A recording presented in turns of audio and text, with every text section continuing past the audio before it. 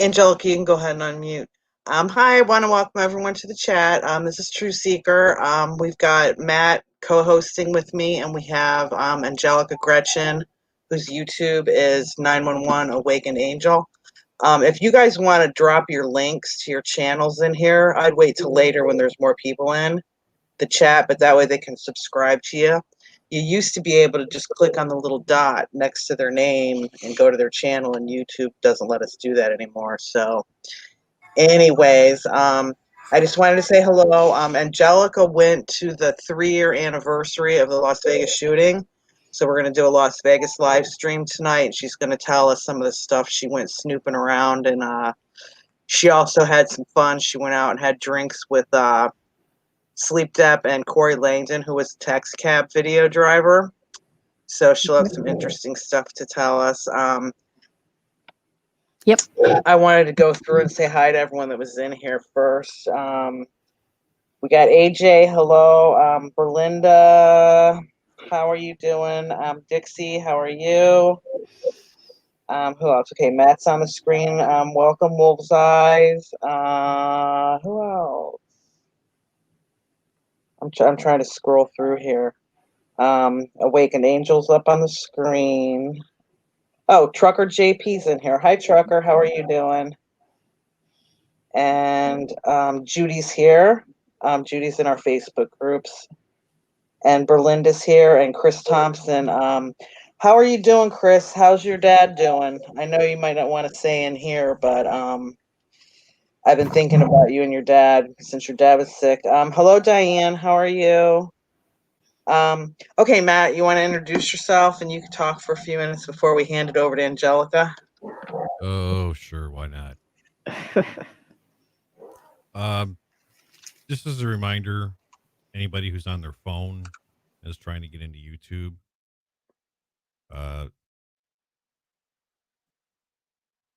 you have to hit the 3 dots that are up on the top right-hand side of the screen. If you are getting it through Facebook. Matt, can you speak up a little? We're kind of losing you. Can you hear me? Yes. Yeah, you're not as loud as me and Angelica are, but we're girls, so. Yeah. Okay. Sorry about that. So if you're in Facebook and you're trying to get on YouTube, hit the 3 dots and however you got, like Messenger or whatever. I don't think it was Messenger. If you got it through the group. I think if you get it through the Facebook group or if you get it through Messenger, when you click on it, I think you have to go click those 3 dots in the upper right. Where, right. And then it will send you to a different type of screen. A drop-down menu will come on, and then if you do open in YouTube, then it'll give you the option of going into the live chat, which is always really fun. Because then you can kind of talk to other people. I think everybody knows who I am. I don't need any introduction. Well, there's a lot of new people in here. You better introduce yes, there are. Yeah, there's a ton of new people. Is new, I guess. I was talking to him in the chat a while ago. Welcome, AJ. I don't think we've had Metal Box in here before either. Yeah, Metal Box seems new. And so welcome, Metal Box and AJ. Oh, Discerning Light's in here now. Hi, Delight. How are you doing? Right now, Delight, you're the only wrench holder besides me, Matt, and Angelica who are going to be up here talking. So if you see any weird trolls, or you know what to do. Don't boot them. Just time them out unless it's definitely 100% a troll and you need to get rid of them. Yeah, usually a bunch of the wrench holders are in here by now, but right now it's the 3 of us on the screen and Discerning Light, so she's got the big job. Hey, Chris, I'm going to give you a wrench just so Discerning Light doesn't get wait a minute. It's not giving me the option. Oh, I know why, because I'm on Truth Seeker too. Hang on. All right, Chris, you have a wrench now. so you and Delight can watch for the trolls and the crazies. If Truth and You and those guys come in, I'm really good friends with them. I don't really want you to boot them out. They usually behave pretty well when they're in the live chats. When I have survivors on, then I give them really strict rules because I don't like them to do the we don't see any blood stuff. But anyways, cut them slack. Like, I'm friends with Dub and Thumper and all those guys, even though we don't agree on the theories of what we all think happened in Vegas. But okay, Angelica, do you want to like go on take over because you've gone on your trip and you've got tons of information, I'm sure, for us. Yeah. All right. First off, let me make sure I can screen share. Let's see. Hold on. Let me go back over here. I'm going to hit screen share. I think you have to accept. Yeah, you do it at the bottom and then I accept it. Okay, gotcha. But just remember, once I accept it, anything you show on your screen is going to show up for everybody. Right. Hello, George. How are you? Okay. Should be able to. Do you see where it says screen share down at the bottom? Yep. Okay. I've clicked it and now it's not letting me. It's saying share audio, share. I keep clicking share and now it's not letting me share. Share my entire screen. How about that? Nope. That's weird.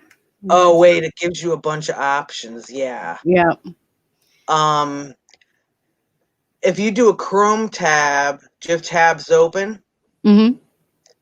All right, hit the one that says Chrome tab and then hit the square box that says share audio. Ah, got it. Okay. See if that'll work. How about that? Yep. Are you ready for me to add it? Yeah. Okay, your screen is up. Okay. So what we're looking at here, and this is why I keep, staying involved with Vegas, is every time I look at body worn cameras or anything anybody posts, it's always something new or something that, makes me go, that's very interesting. And what's that about?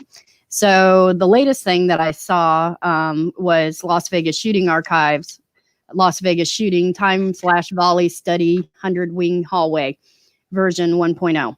Okay. Oh, I saw that. Yeah, it was pretty recent, about 3 weeks ago, maybe 4.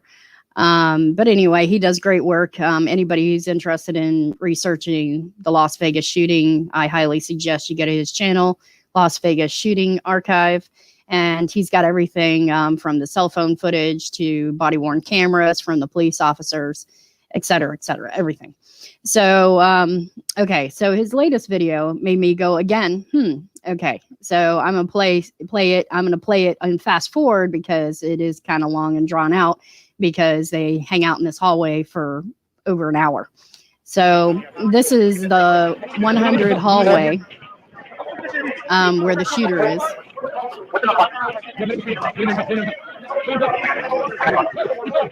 Do you have your YouTube muted? No, hold on. Yeah, because it's going like double. If you have your YouTube muted and you're only playing through StreamYards, it won't. Okay, can you hear me? Yep, I can hear you. Okay, so there's really no point in hearing the video that I'm showing you. If you want to hear it, you can go ahead and listen to it on your own. But basically what they're doing here is they're clearing the 100 hallway of the Mandalay Bay. The shooter is down the hall at the end, as we all know, room 32135. And right now they're clearing the front part of the hallway. They're up by, you can see at the bottom of each little square, it says what room they're at. And you can also see it on the wall. So they're at room 102 and 104. So in the 100 hallway. So they are clearing this hallway. And as you can watch for yourself, you will see people being woken up out of bed. They're completely asleep, unaware of, any kind of shooting that is happening, not only in their hotel, but it's happening on their hallway. So is he playing this in fast speed? I am. I've got it sped up. Oh, okay. Because I was going to say, it's making me a little bit dizzy. Okay. Yeah. I thought they were like walking around like cartoons. Yeah. Quick. Well, because they go so slow, I sped it up, mainly for the point of, how they go into each room individually. In several of the rooms, people are sleeping. They have to wake them up, tell them to put on clothes, come out. and including, they do the nanny, and her door was propped open. And that's why Jesus Campos, the security guard, came to that floor, was because he received a hot SOS, which is a door alarm, letting security know that the door had been propped open for an extended length of time. This room right here, let me pause this for a second. So you can see here, room 107, if you watch, in your two bottom corners, these people were in bed. Okay. And now they have no clue what's going on. Their hands are up, they're being woken up out of bed. So, well, what always bothered me wake the baby when we watched the videos of them clearing the rooms out is I kept thinking, if I was ever going to be like somebody's accomplice in a shooting at Mandalay Bay, all you have to do is like go in your room like 2 or 3 doors down. Yep. Take your have clothes your off, sweatpants on and jump in bed, because they didn't check these people. They didn't search the rooms. They didn't do anything. They just said, hey, you got to leave. Right. Absolutely. And that's, part of my point is that, they didn't search any of these people that they're asking to leave these rooms. And like you said, you could have easily been a shooter, jumped in bed. They're not even really looking through luggage, or any kind of duffel bags, or they didn't look like how cops would clear a room, how they regularly go in and they look behind everything. They weren't pulling back curtains. I mean, there could have been multiple killers hiding up in there, and it's like they weren't even looking for them. They were just going through the motions. Well, exactly. If he was shooting in there, wouldn't you think people would have heard it? Oh yeah, absolutely. Obviously. See, and that's my point. There was. I don't think there was any shooting coming out of that room. I think it was coming from somewhere else, because there was no 911 calls from these people complaining about it. And someone had told us that the Mandalay Bay makes all of the calls go to the desk first, not 911, which doesn't make a whole lot of sense to me. I would have called from my cell phone.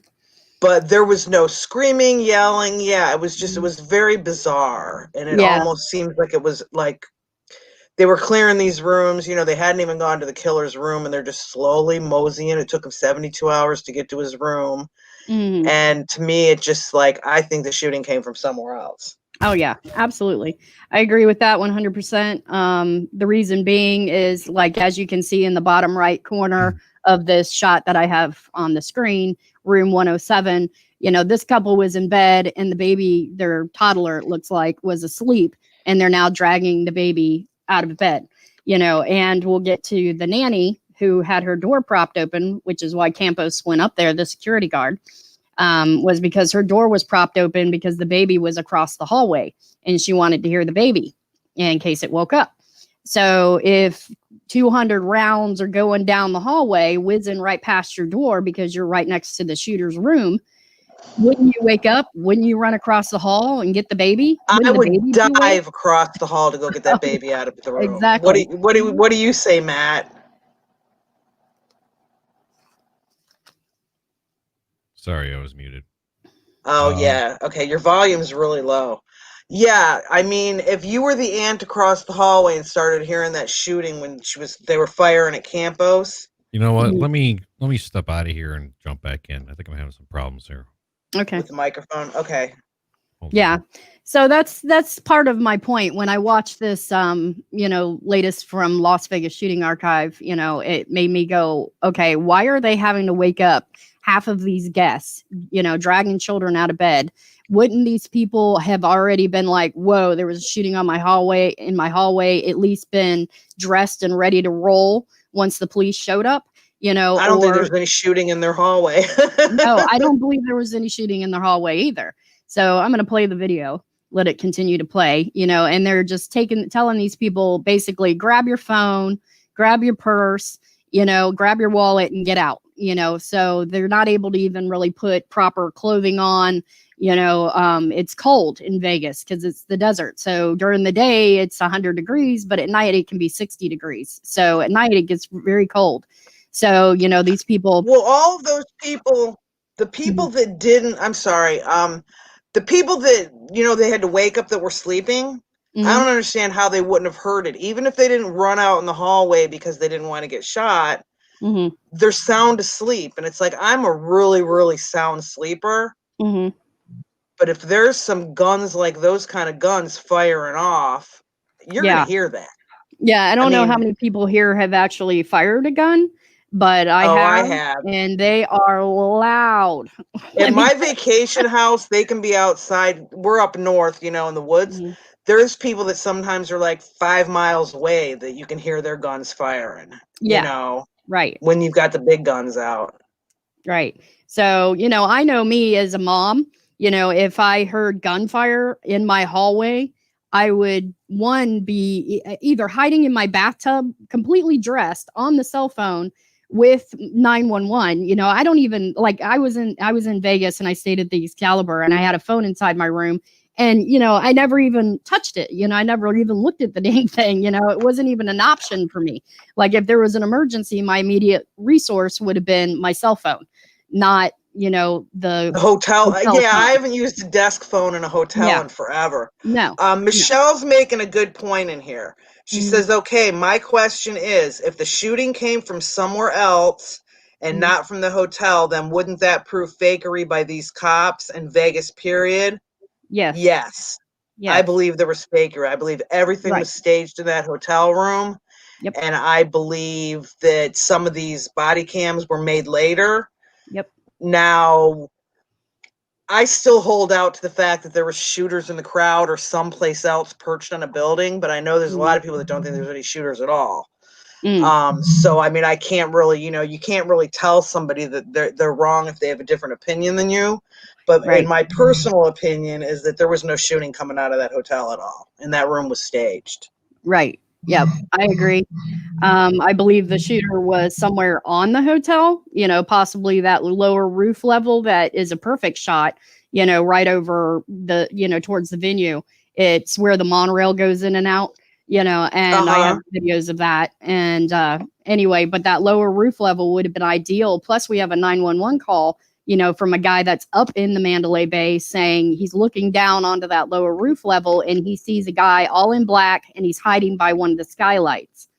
So there was definitely somebody on that roof that was witnessed by one of the 911 calls. So I wanted to go through some of the stuff in the chat. Chris said the Super Mario footage, not to forget about that. I've got that, and Brian Shields has that on our channels. If nobody's ever seen the Super Mario footage, it's a guy that has a chicken shack, kind of a vendor booth inside the thing. I've seen That's an awesome video to watch. Yep. Yeah, because you can hear the different calibers of, guns being fired, in that video. And Stable Foe is talking about different gun locations ruin all the work and calculations of Vegas October 1 sounds. I'm going to tell you right now, Foe, I think that guy's related to 5x5. Yeah, I mean, we've gone through the gamut with 5x5 about, if there were silencers coming from somewhere else. If these were highly trained professional mercenaries, we didn't see them because you're not supposed to see them. They're really good at their job. And those guys that did the sound analysis were all like, oh, you'd hear a silencer. And it's like, you can hear a silencer if you're standing in the room, but you're not going to pick it up, on all this body cam and stuff when they're across the street and at the back of the venue and all that. So I don't hold too much weight in the people that did the sound analysis. Right. Yeah, me either. Oh, wait, Matt's backstage. I've got to bring him back in. I forgot he left. The only one that I really seem to have any faith in the sound analysis is Mr. Visual. And he disappeared a long time ago. Yeah, he did. Well, he started getting bashed, pretty early on, and I think it made him drop out. And, he just has disappeared since. But, when you listen to his, it's a completely different, sound analysis than anybody else's. You can count where, it's over 100 rounds. At one point there's 111 rounds that's fired in his video, and I sat there and I slowed it down so I could hear each pop, pop, pop, pop, pop, pop, pop. And then I counted them, and I even had friends, hey, let's count bullets, and so we were pop, pop, pop, pop, and we did our own tallies and we all came up to the same thing. And so, yeah, I mean, what Mr. Visual shows is probably the closest thing to the truth as far as the audio goes for me, and so, but yeah, I definitely believe that there was multiple shooters, you can hear it. in the cell phone videos, primarily that chicken shack video, and you can hear one is slow and steady, boop, boop, boop, boop, boop. And then there's and it's just obviously two different types of machine guns. So, okay, back to this video. You can see there's a square in room 108. Okay, so they're in room 108 right here in the center of the screen. See this blocked out square? This guy was just yanked out of bed and he was naked or in his undies to the point where they boxed him out. They didn't want you to see this. So, and I want you to also pay attention to the time. So the shooting, according to the official timeline, ended at 10:15. So we've got people sleeping, babies being dragged out of bed. And, this guy's naked and in bed and asleep, and so this is all happening within 15 minutes of the shooting stopping, so you just had 200 rounds shot down your hallway 15 minutes ago, and you're just going to crawl in bed naked. You're going to crawl in bed with your baby, your toddler, and, let the toddler go to sleep. I would have evacuated the hotel room first chance I heard the guns, the gunfire stop for any length of time. Or I would have been calling 911, but that's not what we get. The first Mandalay Bay call to 911 comes in at 10:48. And so this is, in that call, let me go to it.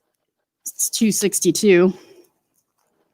So, but you can see as they're clearing this hallway, that I don't see how anybody with a shooting going down their hallway is going to be able to just go, oh, I'm just going to take off my clothes, tuck the baby in bed, and call it a night.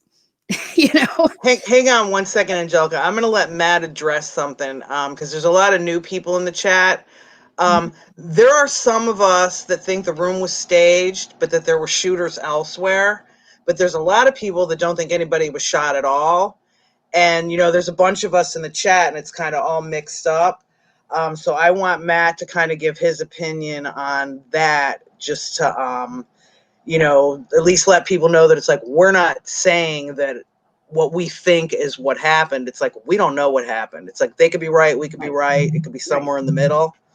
So no, we Matt don't know usually what doesn't happened. talk. So go ahead, Matt, because I don't want to upset like Dubs in here and KL and Fo and Michelle. And I know all of them think that, like we're saying, they staged the room. We think that these body cams were fake and stuff. So their point is, if that stuff's fake, the rest is fake, and it's like, how do we know it wasn't, Mm-hmm.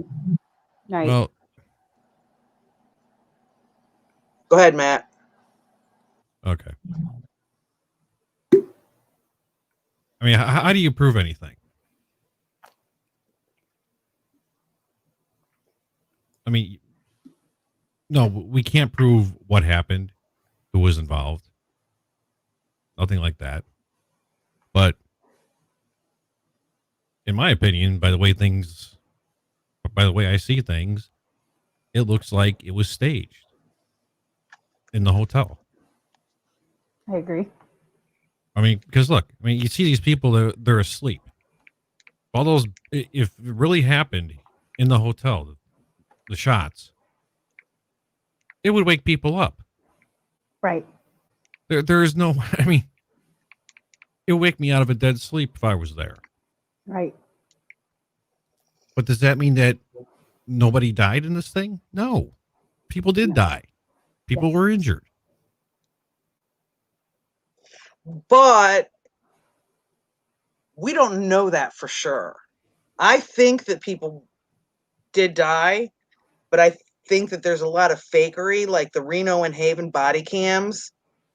Some of those people, there was a guy that, got shot in the head, but they wouldn't let him get in the ambulance because they were saving it for someone else. And then the ambulance never took off. And, all these people ran and the streets weren't covered with blood. I mean, there was some blood, but I do think that they faked some of these body cams. But I still think people died. But I don't think all of those people died there. It was dark outside. Yeah. I agree with that. It's hard to see things when it's dark. Yep. Yeah, I don't know that they necessarily faked any of the body cams down on. You don't think so? Ground level? No, not necessarily. I don't even think this was faked. I think that, they had a staged room with, a stage shooter, and they already know what went down in that room and that it was actually safe and clear. And they just went ahead and decided to put on a show, for the people. Like, let's clear this room, like the guy laying on the ground, right here. He's Well, real that's serious. what I meant when I was saying these ones were fake up in the hallway. It's like they had Right. 72 minutes to kill and they filmed stuff, but it's like they Yeah, knew but what they're they were not going to gonna. film. Yeah, but they're not gonna go wake people up out of their bed, and drag them out of their hotel room the next day, without No, something no, no, not being that forward. part. I think they may have filmed it later. They wanted all those people, they locked down all those hotels and wanted all of those people basically to be off the streets. And Mm-hmm. I think some of that outdoor body cam that we saw, like I said, the Reno Haven areas, Mm-hmm. like the guy that, they wouldn't let in the ambulance, just different ones like that, that it's like, I think those were filmed when the town was on lockdown. Mm. Yeah, I don't I know. mean, I could be wrong. I mean, I know we all have our own opinions, and I I could think be it was wrong kind of about more of that. a judgment call at that time, for that ambulance driver. If that guy's up and walking around, and he thinks he has a bullet shot to his head, it could have been, a ricochet to the head, and not a bullet, or it could have been like all the mentions of pellet guns, and that's the first call that we get. It's not even a call. Call number 2 is a lady screaming. She's inside the venue and she's screaming frantically on the 911 call. And if you continue to listen to it for a while, I mean, she goes on screaming for quite a while, but it gets a little tedious because, at first it's just her screaming, screaming, screaming. But then the 2 911 operators start communicating to each other. And the 911 operator says to the other 911 operator, we've got a man shot with a pellet gun in the upper drive entrance of the Mandalay Bay. So, Phone that's is a big pellet guy. He's in the mm, chat, and he's done a lot of work with the pellets. yep. And Brian Shields has too, to where it's like, were they pumping some of the sound through speakers and nailing some of these people with pellets? And then Right. maybe some other people got shot with guns or didn't get shot with guns. It's like, I don't really know what happened. I just know what they told us is a bunch of BS and it's a lie.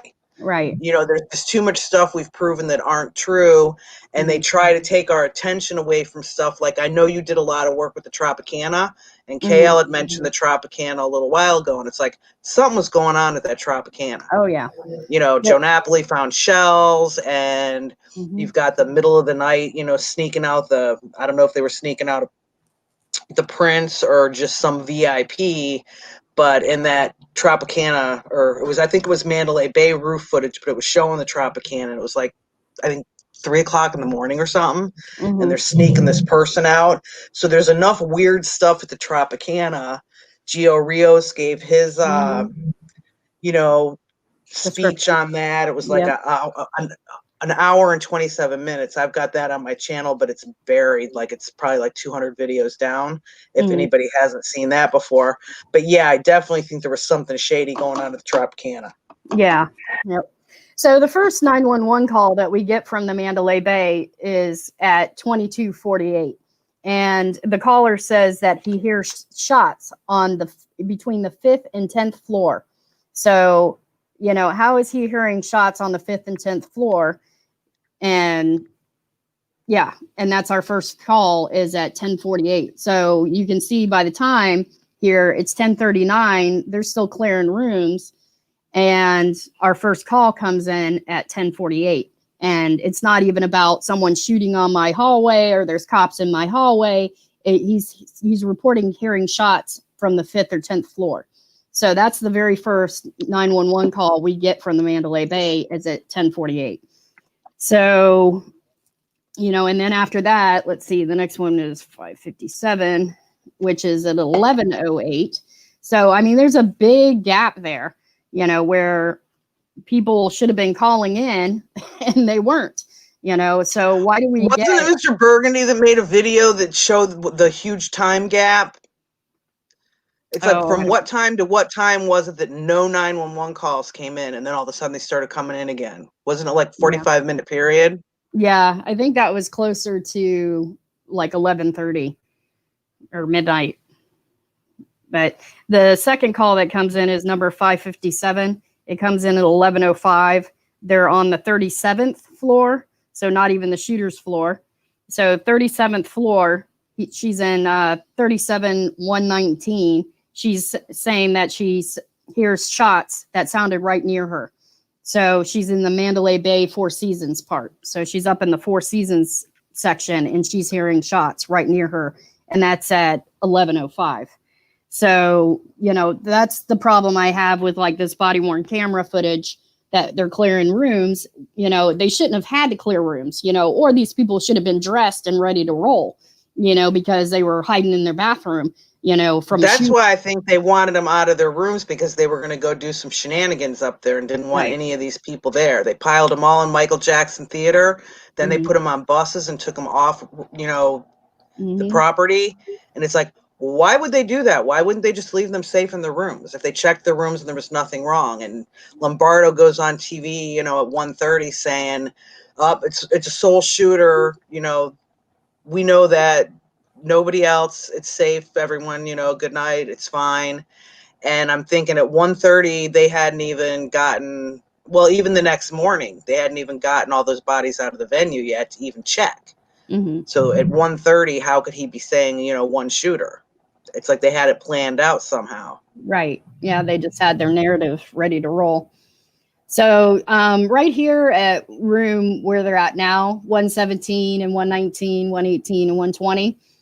This is where Campos was hiding, in the alcove of these doorways. Okay, so the security guard was hiding, kind of like this cop up here in the top left corner. He's hiding in this little, break back that's only, a foot or two, away from the hallway. Anyway, so if he was, hiding here, and this is where he said he was hiding and was being shot at, so why aren't we seeing debris? And if you notice the walls, there is no bullet strikes. I don't see any kind of debris or bullet strikes or any kind of, I don't think Campos got hit in that hallway. I'm telling you, it's like he had one little injury we took out a body cam and made a still photo of. Looked like about the size of a mosquito bite on his ankle. But all the statements and everything about him, that union boss and all these different people, it was like he got shot in the thigh. And it's like, well, then why has he got a little dot of blood on his ankle?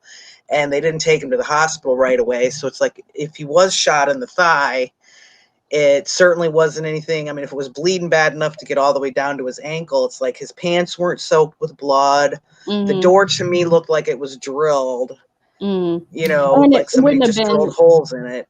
Right. And we saw running, like trickling blood effect on his leg. And if his pants were over it, the blood would have been smeared, all over his leg. It wouldn't have been this perfect trickle down that we see that collects around his ankle. And if he was shot in the thigh, he probably wouldn't even be walking. Right. Exactly. Yeah. With this kind of gun, yeah. Right. I mean, when you go back to the pellet gun or whatever, it's like, I think that Campos was added to this so they could get a time frame and a timeline. The whole Campos and Shuck thing with both of them, I think, is fishy. Right. So again, we're not seeing any damage to the hallways. I'm going to keep playing this body camera, but I've looked at it, I've examined it, I've taken still shots, I've zoomed in. I don't see any bullet strikes on the walls here, and no debris on the ground from this high caliber hitting these walls. No. And there was an ABC, or I think it was ABC. Somebody did a documentary where they went down the hallway. Yeah, it was a 2020, and they showed, the hallway all blasted out, places. I did a video about it. It's ABC Killer on the 32nd floor. Yeah, okay. I think I have a copy of that on my channel too, which I'm surprised I never got a strike for it. I have the pictures of it too. I did the still pictures, but you don't see it in the body cam though. You don't see any of this stuff. I mean, just imagine the dust from the drywall and stuff that would just be all over the place. And maybe if you try really hard to see, you might see a crumb that you could say, well, maybe that's a piece of drywall, but it's like, I don't think so. Right. And the fact that they were making way too much noise up there on that hallway. all that hooting and hollering and Yeah, cops and there's radios no way. going off. I mean, why Yeah. would you do all that? If you Right. have somebody that's barricaded in a room that has, multitudes of weapons at their disposal, Mm, you want to keep everybody quiet and everybody out of there. right.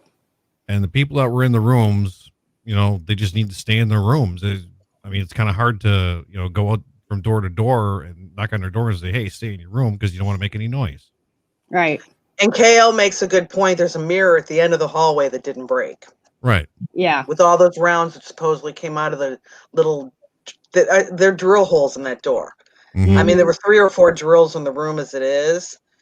And it's like, who brings that many tools to go do a shooting? I mean, if you're one man and you're doing this all by yourself, you need one drill. Maybe a backup drill in case your drill jams or something. But it's like, I've never had to ever go get a second drill when I'm doing any kind of work. And I've like done complete tear down and remodels of houses. So him having all those drills in his room, it's like they drilled the door. I'm sorry.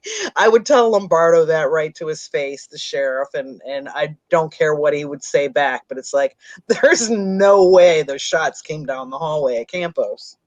I'll eat my words if I'm wrong, but I just don't believe it. All right. Yeah, I don't believe it either. So let me see here if I can find. See, I'm having the problem you have now. We were talking about earlier, too many albums. Well, Ann 411 makes a really good point. If she heard shots, you wouldn't need to knock on her door because she wouldn't open it. The Parkland shooting, the kids that were in the classroom, when the cops were banging on the door, I could feel the fear of the kids in the classroom going, don't open it, don't open it, don't open it. It's like, how the hell do you know it's not another shooter? So when the cops are banging on the doors going, police, police, police, it's like, Ann 411's kind of right. It's like, who in their right mind would actually just magically open their hotel door if they heard all that gunfire? They might open the door if they didn't hear anything, but if you heard all that gunfire, it's like, I wouldn't know if it was the cops or not. Right. Yep. Well, that's, part of the problem though is, they're clearing rooms and people are sleeping, babies are sleeping, and yet, KL saying, why the hell would they keep the Paddock lie? I think they had the Paddock lie planned out, way from the beginning. And it's like, they were going to stick to that story by God, no matter what. It's like, once they decided what they were going to do, they couldn't change it. If you got all those cops in the room and the sheriff and the, Rouse and whoever was in on this, Sisolak, the governor, he's the governor now. If you got them all in a room and sat there and said, look, we're not stupid. You guys didn't expect we were going to watch all the body cam and read every document you release. But it's like, we know that stuff doesn't match up. And I think they'd still look straight in our face and say, you guys are wrong. You don't know what you're talking about. Right. They wouldn't believe that you studied. I mean, Angelica studied the 911s. She's like the 911 expert. She's got them all cataloged and who called at what time and what they said. And it's like she could argue with them about that. And they'd say, no, ma'am, you're wrong. Right, exactly. And I think they'd straight face do it. They're just sticking to their story and they won't change. The only thing they changed was when MGM had a fit about the timeline because they wanted to save their butt. So it was like, I think the next day or 2 days later or whatever, that it's like the sheriff came out and said, I do agree with the timeline that MGM came out with. And it's like, I think that's the only thing they ever backpedaled on. And when Laura Loomer was at the press conference and called him out on what day he checked in the room. Yeah. Those are the only two I can think of that they did backpedal on. Yep. So the picture, can you see that? A killer on the 32nd floor, on floor 32, whatever. I think that YouTube has a delay. Okay. Oh, wait a minute. It's not something you stuck in here that I need to add up, is it? I just changed tabs. Hold on. Probably. Let me. All right. It might take a couple seconds before the new tab shows up. Hold on. Let me. Nope. Let me do stop sharing. And then. Yeah, you might need to stop share and then do share again, and then I'll click it on. Yep. Let me try that. Share screen.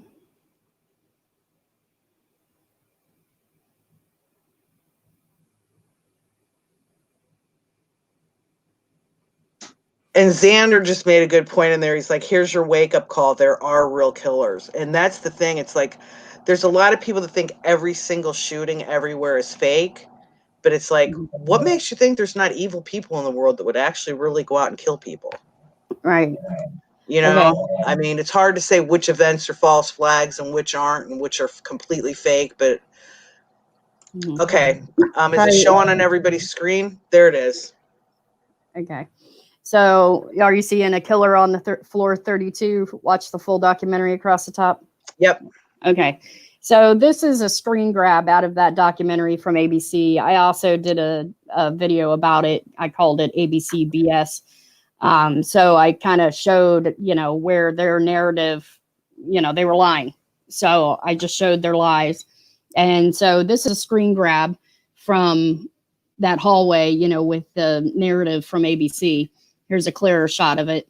So, these squares that they are showing is where the bullet strikes hit, and came out the side of the wall here, and then, probably came across here because you can see some damage over here to the bottom left.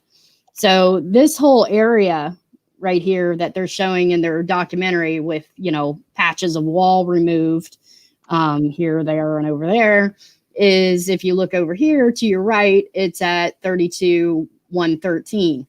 So the body cam that I was just showing, they're right there. They're at 32-113. And we're not seeing any debris from the walls, on the floor. We're not seeing holes in the walls. That's the problem I have with the body worn cameras is, where's the debris? Where's the bullet strikes that ABC is showing us had to be cut out of the walls? Everybody get my point? Oh, I totally do. We should, if there's that much damage, what they're showing in that movie, if there's that much damage there, we should have seen chunks and dust and all kinds of debris everywhere. Even when they breached the door, it's like, I mean, first of all, a breach wasn't necessary because most SWAT people come and they've got the little battering ram and they just boom the door. But if they did have to use explosives on it, it's like there would have been a big fat mess.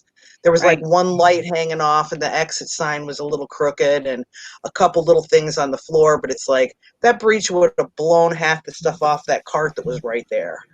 Right. Absolutely. Well, while I'm here in my Google Photos, I'm just going to show you guys. Michelle, you mentioned something about a bullet going through the wall and then coming out the other side. That picture that you showed us.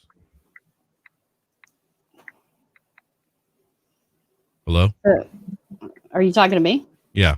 Oh, you want me to go back to that photo? Yeah. Okay. For a second. I was just showing you guys Corey Langdon and me. She's a taxi driver. She and I have become pretty close. She's an awesome lady. I love her. She's super sweet. Let's see. Let's go back to that. Here we go. Yep. See, so in the middle of the picture, you can see where it went through and then through. They removed another square on the opposite side of the wall. And then if you look over here to the bottom left, kind of down the hallway, you can see more damage to the wall where it looks like they took out a section. So, and this I'm just trying to figure out how is it possible that that bullet going through that wall that direction out the other side? Yeah, good question. That doesn't seem right. Yeah, it doesn't. And it also, if you look at they talk about how these bullets are supposedly fragmented, but if they fragment and get into tinier stuff, well, I'm not going to leave that. They said he never opened his door. Right. And so he shot through the door. Right. And if you look at the height of the door where the bullet strikes are, they're at that chair rail level. So you see the chair rail kind of running along the hallway here. Right. And so the bullet strikes were, below everything should have been waist level for the guy holding the gun, or a little bit between his waist and his, breast area, because that's how you naturally would hold a gun. And none of these shots in the hallway match what they say he did. Right. And so he's 6'2" or something like that. He's a real tall guy. So he's shooting below this chair rail level, because I looked at it, compared it to the door with the holes in it. And so he's shooting below the chair level. So he would have had to been either on his knees or, holding the gun way down by his knees, if he was standing up and shooting in an upward direction. So if he was shooting in an upward direction, it doesn't matter. We don't see that. The bullet strikes through the door look like they're coming straight through the door, at that level. They're not angled upwards, in any way. They're coming straight through, which look like drill marks. Well, and Shay is going back to when you were talking about them emptying the rooms out. Mm-hmm. And, she's kind of like, why would they empty these rooms before they secured the shooter? Right. And they didn't know he was already dead, or did they? And it's like, they did know he was already dead because they staged this before it even happened, I think. If there really was a man up there shooting, mm-hmm. there's no way those cops would have been dilly-dallying out in the hallway, because they wouldn't know if the guy was going to fire right through the door. Right. And they wouldn't have been letting people out of their rooms not knowing if there was other shooters other places. So, I mean, you can go either way with that, but it's like, I think that guy on the floor was dead long before they opened that door. Right. If it was even a real person on the floor. But if it was a human being on the floor, he was dead for at least 6 hours, based on, the livor mortis on his neck and, just different things when you examine the body on the floor. Mm-hmm. I think that's why they dilly-dallied, because they already had this set up and knew what was in there. Yeah. I agree, because it took him an hour and 20 minutes to breach the room. And if people, they thought people were still getting shot at, including police, that they would have done something, a little sooner. I know with, we'll just take, like what happened with the Breonna Taylor girl, that was a no-knock warrant. And they were there and in her door, within a matter of seconds, minutes. So, I would have expected to see something like that because of, this was a big event. This is killing hundreds of people, or not killing, but injuring and, killing people in the process. Now, Xander makes a good point in the chat. He says they autopsied somebody, so it was a real corpse. And the thing is, it's like, I do believe that they autopsied somebody else, because we got those FAA doctor appointment records through the Freedom of Information Act, the ones that came from Muckrock. And whoever they did the autopsy on didn't match so many things on the medical records, like eye color and, height. And I mean, I can't even, scars on his body. There was just all kinds of stuff. But the thing is, it's like, if there really wasn't a body, like Xander's saying, well, they autopsied somebody, so it had to be real. It's like, they could have just made up the whole autopsy, because for the 58 people that died, when you read through their autopsies, they were very short. They didn't have diagrams. I mean, they weren't regular autopsies. Right. And some of them even had like the wrong clothing listed for the people, because we found them on different videos from where they said the areas they were, so we could identify who they were. Like one example is Brian Fraser was on video supposedly getting CPR on one of those yellow wheelbarrows. But when you find his autopsy, there was the clothes were listed wrong. And there was no injuries to his neck. There was no scrapes on the back of his neck. So it's like, I think those 58 autopsies were BS. Yeah, I agree. Paddock's looked more like a real autopsy, because it was, many, many pages. But some of those autopsies were only 6 pages. Yeah, but, he didn't fit a lot of what was stated in the autopsy. They should have been pulling cotton out of his ears or tissue out of his ears. Like they said, he had tissues in his ears. Well, we didn't see that, because with an autopsy, he would have documented that. Xander, you're right there. He says they would have made up the right info if it was faked. So it probably isn't a fake autopsy on Paddock. They just plain had the wrong person. Yeah. I mean, the guy laying on the floor didn't even have the same ears. Right. You got the detached and attached earlobes, and I think only I did a video a long time ago about it. I think there's only 10% of the population has the attached earlobe, so it's real rare. Yep. And they weren't like that in any of the other pictures, Right. so it just doesn't match. It doesn't match the guy. Right. So can you see this on the screen? It's the Yeah. field shot of all the victims. Okay. So just going to kind of go into, hopefully debunking a little bit of nobody died, nobody was injured. There was no blood. So with this shot, you can see, that I'm going to zoom in a little bit. You can see like this victim here on the bottom right corner. You can see, granted, it's dark. Everything about any of these pictures and body cameras is blurry. But you can see there's a pool of blood around them. And I've heard, certain people say that, oh, there should have been gallons of blood. It would have been a sea of blood. Now, that's not necessarily true. A lot of people, when they get shot, most of the bleeding happens internally. So their body will, fill up and swell up with the blood that's bleeding inside of them. So, this is one shot, that's pretty undisputable for me that there were victims, and they were there and they were killed. And, somebody did come by and cross the legs and the arms, as you can see on the bottom guy here. A lot of the people who were just left, without anyone with them. Somebody went by and crossed their legs and crossed their arms as a sign of this person's been checked and yes, they are dead. So this is one shot, that I feel is pretty undisputable as far as nobody died theory. Again, here's another shot of that same field. Shay, they say there are no dental records on him. His brother made a statement that he didn't like to go to the dentist, which to me is another lie, because there's nobody that's in their 60s that's never gone to the dentist and has no dental records. They also cremated his body before his family even came to identify him. So there's no way to even there's no way, like, you can't like exhume the body and say, let's do another autopsy and make sure it's really the right guy. And his family didn't even seem to give a crap. I talked to his brother on the phone once, and he's like, no, my brother would have done that. And I'm like, well, what about this and what about that? And I'm giving him all of our information. He's like, no. So it's like, I think he was being paid off.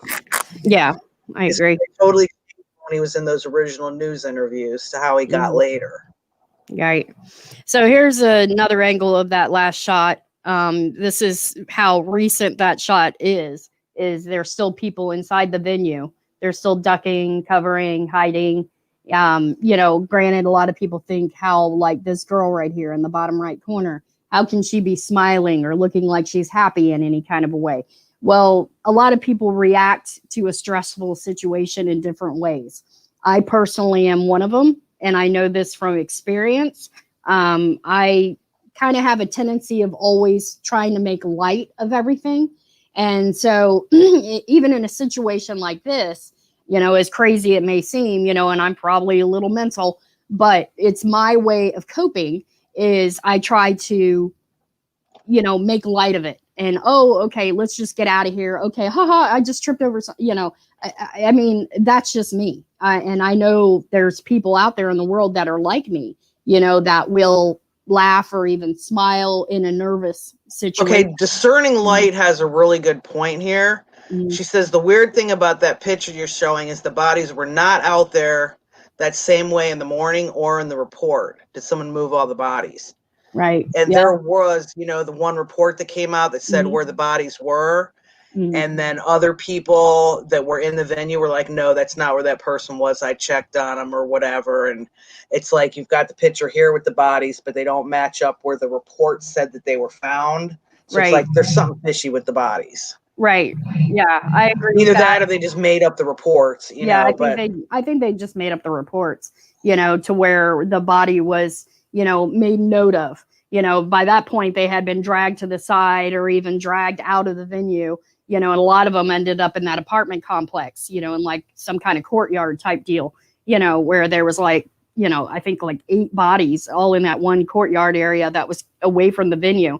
And I think that's just where they were brought. And that's where the bodies were noted. There were all the ambulances just lined up in front of Hooters. And it's like, you didn't hear a whole lot of sirens. And you also didn't see these ambulances like people were dragging their hurt friends out supposedly. So it's Right. like, why weren't those ambulances loading them up and taking them to the hospital? When you Right. saw the footage at the hospital, it was like pickup trucks and people's cars and all these people delivering their hurt friends supposedly to the hospital. But it's like, what the hell were these ambulances doing? Right. I don't think I ever saw one ambulance in any of the hospital footage. Right. And they all just were lined up at Hooters doing nothing. Right. Exactly. So that's the whole thing here, that really got me going is if you're ever in a situation like this, just like the Pulse nightclub shooting that happened here in Orlando that took them 3 hours to get in and save lives, is you're on your own. You've got to get out. You've got to get your friend out, and do it as quickly as possible. If you got to drag them into your own vehicle or wave a car down, like what happened in Vegas, happened in Orlando here too. Is you've got to get out. You've got to find your own way out. You've got to turn into your own EMT, and you've got to drag your friends out of there because the police and the EMTs are just not coming in there. They're not coming in there. The cop said, I'm not dying for anybody tonight. It's caught on body worn camera. Here's Campos's blood trickle, down his ankle here. He said he was shot in the calf. This is about the best shot I can find of it.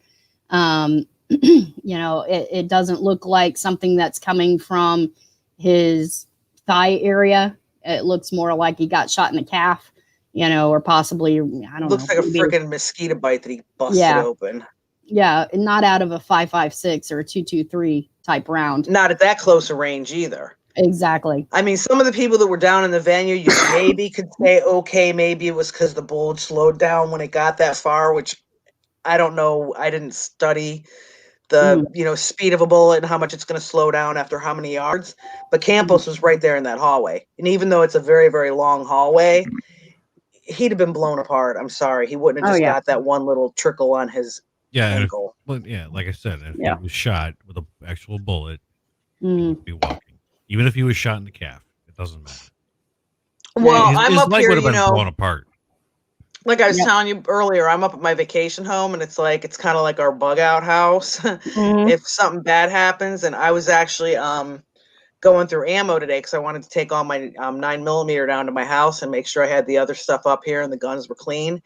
And we've gone out shooting these before, and it's like if you shoot them, like we've got like this big wooden board way out in the woods, and it's like we are constantly having to replace the board. I mean, you shoot it 2-3 times, it's like this thing's just blown to splinters. Right. Yep. And we've set it up pretty far away, and we also we were up here about a month ago, and my cousin. I have a guy cousin. We're like, you can't do that at night. You're gonna wake up the neighbors. But anyways, he just wanted to show us the muzzle flash, and it's like I swear to you, it was pitch dark outside, but there was about a little bit less than a foot. But this was like hot fire that came out of his gun every time he shot it. Oh yeah, and it was the same kind of gun and caliber Paddock was using. So I'm looking at that going, okay, so what, 1,000 rounds came out of that supposed window, and it's like no one saw any fire except one video that I believe was planted out here because I know where it came from that said, oh look, there's a muzzle flash in a whole shiny building, and we were like, no, it's not muzzle flash, and that was a big argument too. But I just know from when I was watching my cousin shoot it outside last month that it's like this was like huge fire coming out of this. Oh yeah, I've seen and then he just tossed him in those chairs in the room, those white chairs, and there was no dirt or burn marks or melt marks or anything, and it's just like none of those guns look like they'd been fired to me. Yep, I agree. I mean, I go to the firing range quite a bit, and it's indoors and it's lighted, and I can see the fire coming out of the front of the guns that we shoot. So we would have seen something. So here's just another shot. I zoomed in on it, and that looks pretty real to me. And the glass jar theory that somebody had blood and was pouring it everywhere or making people look like victims. This is the lady who's shot in the mouth, which is coming from a body worn camera. You can see the blood on her hand here. You can see when she grabs the back of this guy's shirt. You can see the blood on her hand again. Again, That's the lady that was laying on the ground? no, this is the lady who's shot in the mouth. Oh, okay. Yeah, she's, and you can, and I did still frames of the body worn camera. So this is a cop actually escorting her out.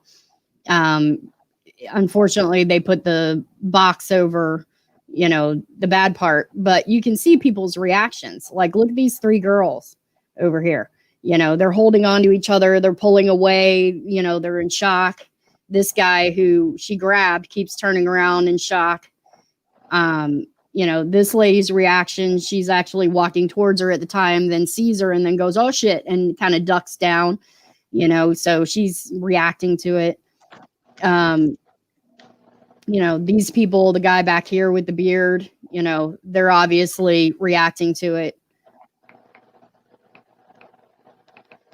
This lady's face, is probably one of my favorites because she just straight up, here in this shot.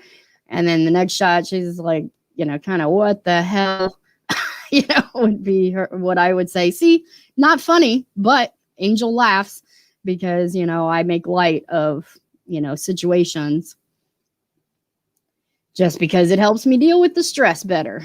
So anyway, yeah, but you can see this lady's reaction. She's straight up screaming in sheer terror at the vision of this lady who just got shot in the face. So I'll just keep going through. Again, they blurred her out, but you can see, through the red of the box. And you can see on her face, that she got shot right here on the left side of her jaw. See, really I can't really see that because they blurred. Yeah, they did blur it. But this is about the best shot right here. And that's the lady that got shot in the mouth? Yeah. You can see this side of her face, which they've got blurred out.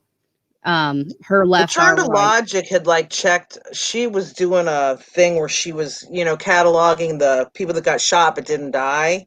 Mm-hmm. And following up on them and, any news stories or interviews or anything. And it's like, she doesn't come in any of the chats anymore. I haven't seen her in a long time, but she had done a lot of work. Like, she would probably know what that person's name was, how long they were in the hospital, where they lived. I mean, that was kind of like her thing, what she did. Mm.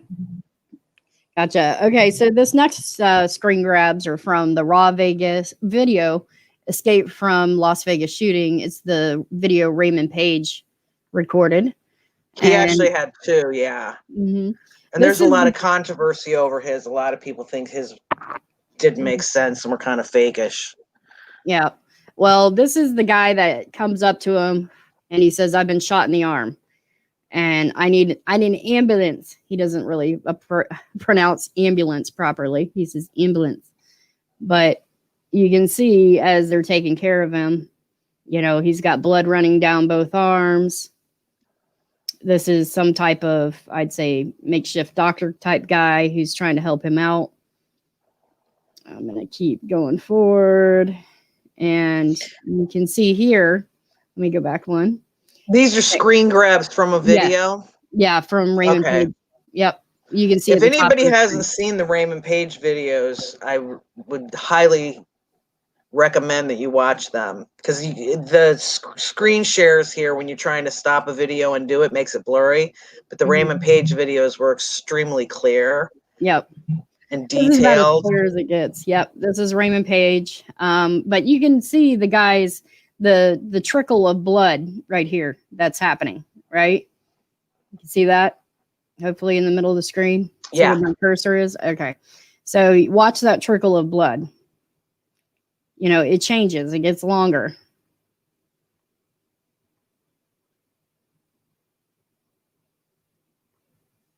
And then they pull up because he feels like he has pain in his side. So at this point, they've wrapped a shirt around his arm, but now they're going to lift his shirt and you're going to see the bullet wound that went into his side through his arm. Yeah, I remember seeing this in the Raymond Page video. It's just weird because the still shots, when you remember what the video looked like, it's like they don't do it justice. When it's zooming through and you can hear all the people yelling and. Yep. So this Because is, I remember when this guy first walked up, and it was like, what a weirdo. You know, he didn't even Yeah. seem to be shot until he started lifting up his shirt. right. Yeah. He's like, I need an ambulance. I've been shot in my arm. So, and you can see them pointing at it here. It's again blurry because it's a screen grab. But he was shot Now, through the arm and then it went into his side. Anne makes a good point there. It looks like they have betadine on him, Mm. but he had come straight out of the venue, straight into I the don't think Raymond it looks Page like, scene. So there were I don't see nobody any that would have betadine. betadine with them. You don't see Yeah. the yellow spots. No. Maybe it's Mm-mm. just because these are screen grabs. I haven't watched Raymond Page video in a long time. No. So you're not thinking there's betadine on him? No. It's just blood. Well, the Yeah. betadine would be that yellowish orange. Yeah, I know what color betadine is. And Oh, okay. yep. And it's, in the bottle it looks very dark, but then when you put it on it kind of makes like a orangey yellow color. But no, this is blood. And then, his expression on his face, kind of hard to fake, straight up pain and agony. You got people ducking and covering again, still in the background.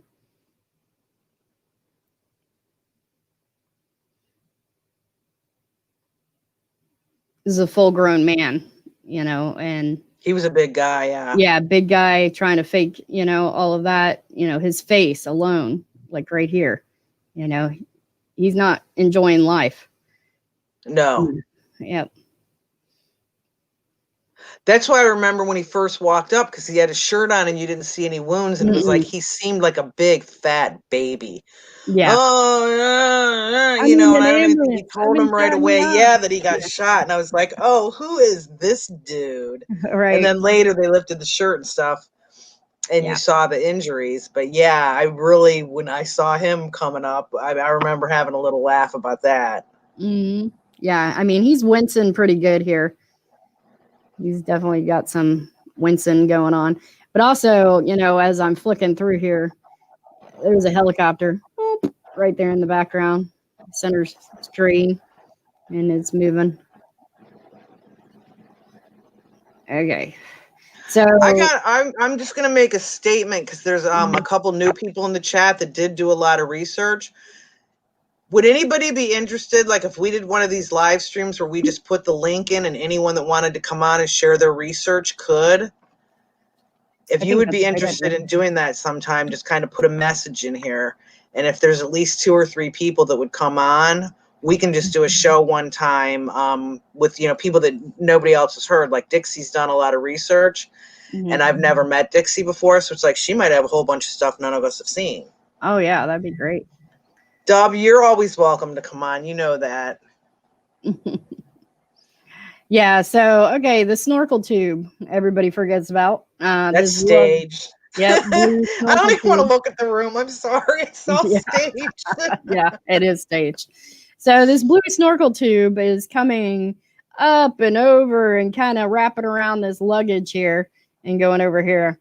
So, he's supposed to be shooting out this window over here, and the blue snorkel tube is connected to the bedroom over this direction to the right. So what would be the point of the snorkel tube giving you fresh air, because he knew how smoky the room was going to get, even though we didn't have any smoke detectors go off during the shooting. So, the blue snorkel tube is always, just wow. Okay. So yeah. And again, hot smoldering guns that are so hot you can't even touch them. They're red hot and they're laid across a white tablecloth. These things are brand new. They haven't been touched. Yeah. I don't believe. If they were touched, like say the police had confiscated guns and those are what they used to stage the room, they would have been clean and not hot. Mm. Yep. So these are from a body-worn camera. This is a girl who's been shot in the head, and her husband says that he's an off-duty officer. I'm not sure for who, but anyway, he's an off-duty cop, and he, coaxes the police into driving his wife, who's been shot in the head, to the hospital. So these are again screen grabs. You can see the blood on the officer's sleeve, on his glove. This is her leg that he's got in his hand. You can see some blood on her leg. I'm just going to go through these pretty quick. A lot of blurred out stuff. This is where they're laying her down. Notice the back of the officer's shirt is covered in blood.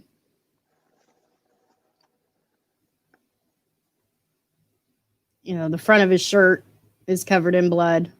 He laid her down. I see that up on his shoulder. Yeah, a lot of those other ones were too blurry. It's like I couldn't really. I mean, It's hard to give an opinion if it's blurry like that. Yeah, but his hand. I do see it right there too. Yeah, his hand and his sleeve is covered in blood. But we also see blood on Campos' leg, and a lot of us don't believe Campos was really shot. Mm. So, I'm not saying that they smeared blood on these cops, but it's like, I'm open to any possibility. Yeah. I'm not like backed into a theory to where I'm going to, put my foot down and say, this is what happened, because nobody knows what happened. Right. Everyone's got different opinions. Right. This is the cop removing his gloves. And you can see, obviously there's blood on his gloves. Him washing his hands. You can see the back, Is this not a body cam? Yeah, it's from a body cam. I don't remember these gloves, and I watched all the body cam. Some of those body cams, there were, some weeks so many came out. At first, there was only a few each week, and then towards the end, they started hammering us, and it's like you could barely get them all watched before the next batch came. Right. Yep. Again, blood on his sleeve. And on his back. I wish Truth in You was in here so you could say, see, there's blood, because he always says he never saw any blood anywhere, and it's like, there is blood. Yeah, this guy here, his arm is covered in blood. And of course, they're blurring out the victim down here. And this is just the body-worn camera, the cop carrying her into the hospital. This is where he's laying her down on the bed. This is where he walks away from her. You can see the people in the background working on her, rushing over. See, they're in step, rushing over towards her. And then, he continues by taking off his gloves. The other officer he's with, starts washing his hands. You can see the blood on the back of his shirt.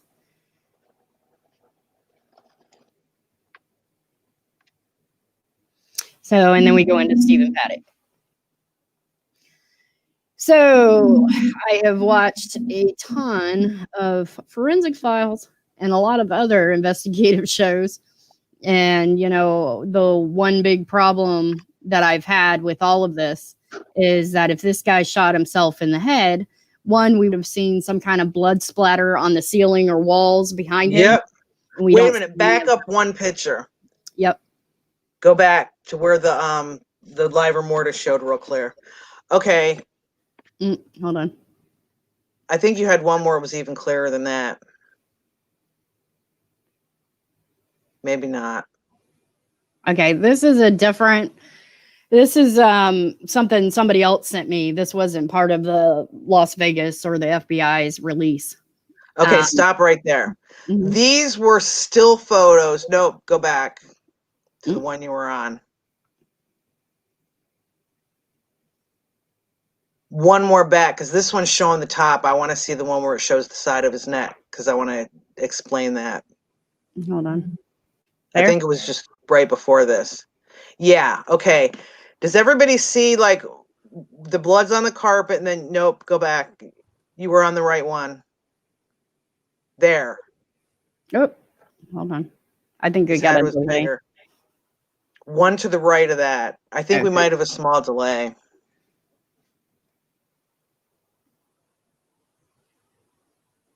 Okay, stop. Okay, no. We must have a delay and you're not here when I say stop. Stop on the one that's a little bigger. That one, okay. See that purple line that goes up that's perfectly even? Mm-hmm. When somebody dies, I don't know who all in the chat has like studied this or not, but this stuff called livor mortis sets in, and it's the settling of the blood in your body, and it takes from 4 to 6 hours for it to actually get up to where they're showing it on him. If they cops had gone in the room and found him exactly an hour after, he committed suicide, he would maybe have a dot or two, like little patchy spots, but he wouldn't have this. I mean, you can see right above his ear. It's like this is a flat, straight line, which is when the livor mortis gets set. It's like, if you're laying on your back, it's going to, all go down. If you were laying on your stomach, it would have been the front of his face that would have all the purple, and that's the blood settling. So this is why my theory that it's like if that person laying on the floor did not die an hour ago. Right. He died earlier in the day, or at the least 4 to 6 hours before they came in. And this picture came out of body cam. When we first started talking about the line on his neck, people were telling us, the people we had a lot of people messing around in our YouTube chats that I think were paid to steer us in the wrong direction. But they were saying, oh no, those pictures were probably taken, the next morning or in the middle of the night before they took him to the coroner's office. But then body cam got released, and we took the still shots out of the body cam, and it's like, we know what time it was because the body cam had a time on it. So it's like, I definitely do not think that guy on the floor committed suicide an hour before those cops came in his room. I agree. The purple line with the livor mortis, rigor mortis, the bloody spot on his shirt that we see here. Could it be possibly that his wrists were tied together with like a zip tie?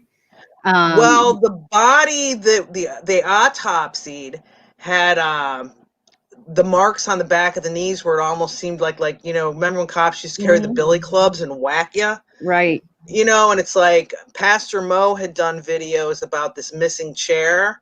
And it's like, I kind of wonder if the dude in the room was like tied up, like knocked down, tied up. Then they went around and staged the room, and then they're like, okay, now we're going to, lay down on the floor. But I think they did all this stuff to him earlier in the day. Oh, yeah. Like around Chris. Yeah, Debbie Allen had said her son, Chris, between 3 and 4 o'clock, something like that, heard shots on that floor, like 1 or 2 shots. I don't think she ever specified how many shots. But she was in our Facebook groups, and she was like, was a military guy, and he was positive that's what he heard. So if this guy on the floor here got, zip tied up in a chair when he got back from the casino, and then they shot him, he would look like that with the livor mortis by the time 11 o'clock, 11:30 at night came along. Right. Yeah, but wasn't Paddock out at one of the stores? So they say, but they say that around, I think it was 3 o'clock that he was at the store, and that he was down in the casino around 5. But the thing is, it's like, there's no video of it. They're just telling us that. Right. So we don't really know. What was the video of him? They were saying that he was looking for a cell phone charger or a cord or something. Yeah. And there was video of him inside that little store.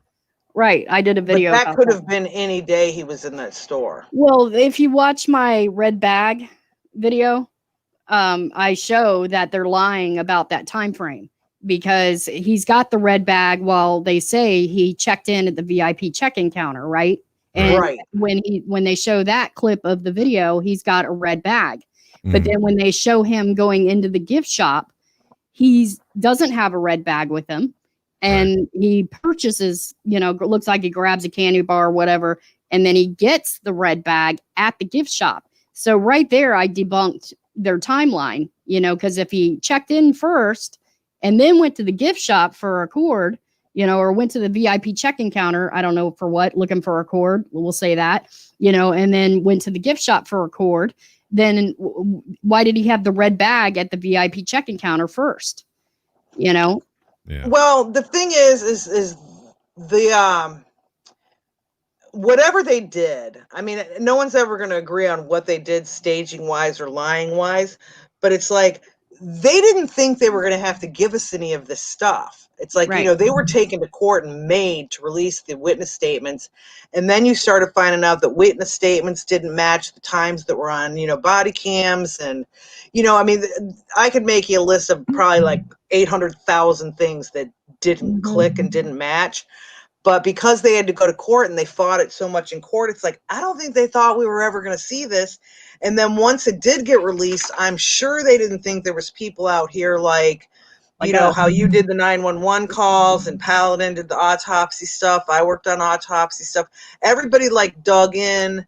You know, there's probably about 40 or 50 of us that watched all the body cam. And I don't think that Lombardo and Rouse expected that anyone was going to question all this like this. Right. They never thought that stuff would be released. And when it did get released, I don't think that they expected any way that there would be anybody. I mean, you know, just for an example, it's like KL. I would love to see her sit in a room with Rouse and argue with him. It's like you can't win an argument with her because she has everything memorized.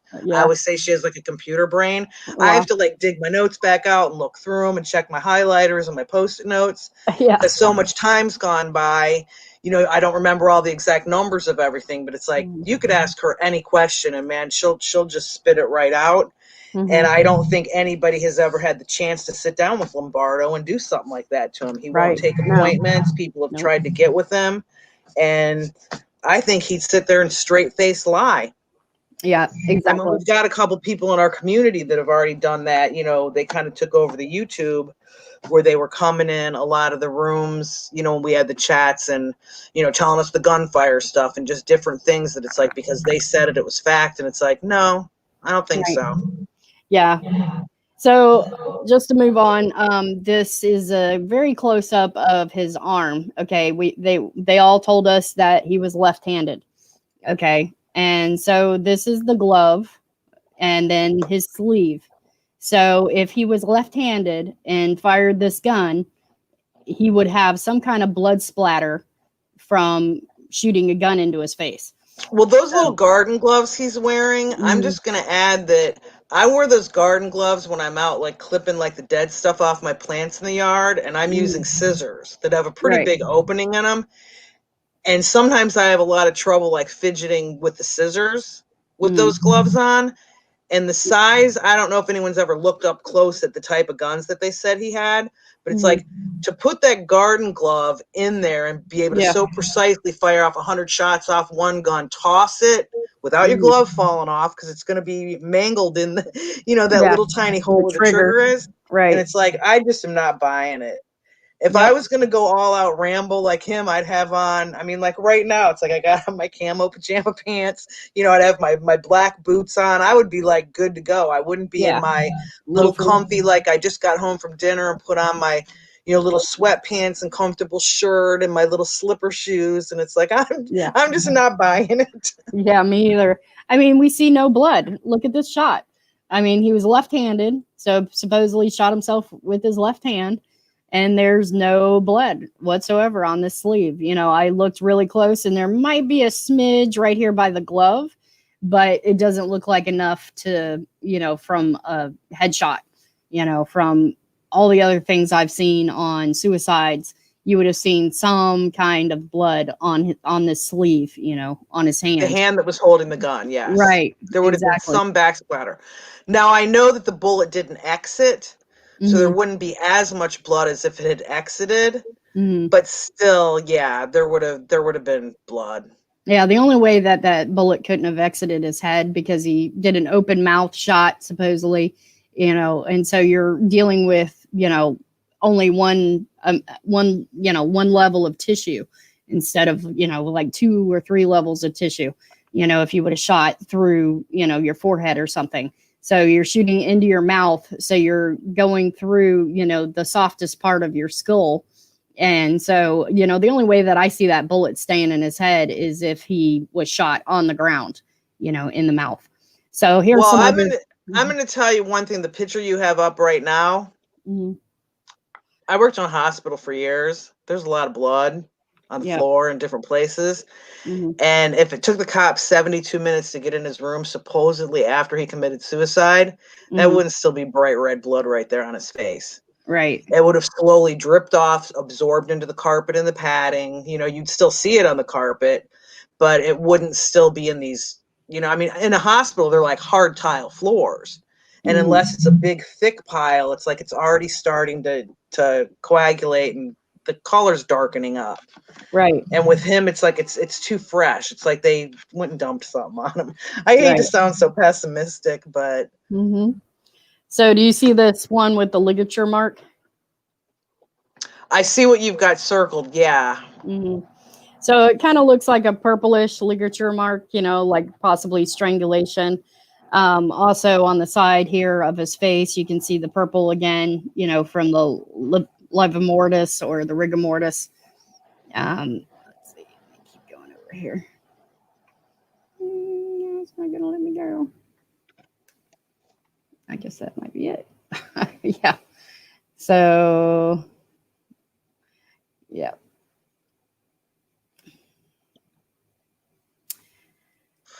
Wait a minute. Lori is saying, I'm sorry I watched this because people were shot and people were injured. Truth Seeker is wrong. I believe that people were shot and injured. We're talking about Stephen Paddock here, but it's like I absolutely do believe that people were shot and injured.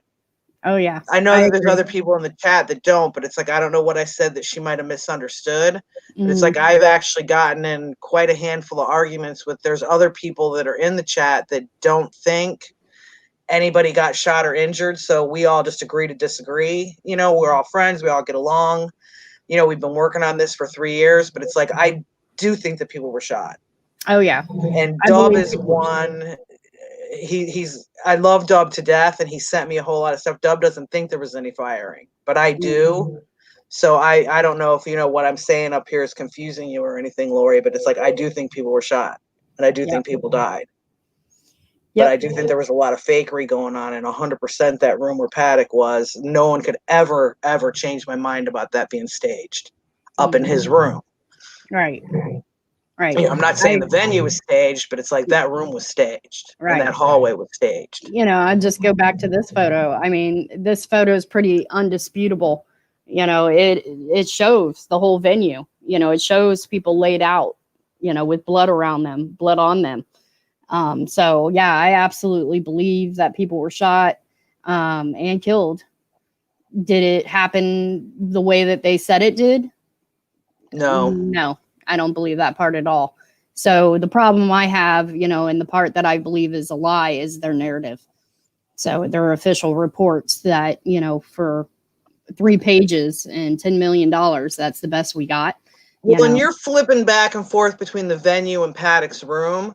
So I think a lot of our stuff that we say about Paddock's room, they might think we mean that about the venue too. But I know that there's a lot of people in the chat that it's like they don't think anything happened in that venue either.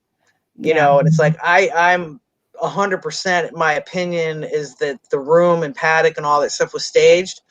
And as far as the venue goes, it's like I do think that there were injuries, but I also think that they bumped up those numbers.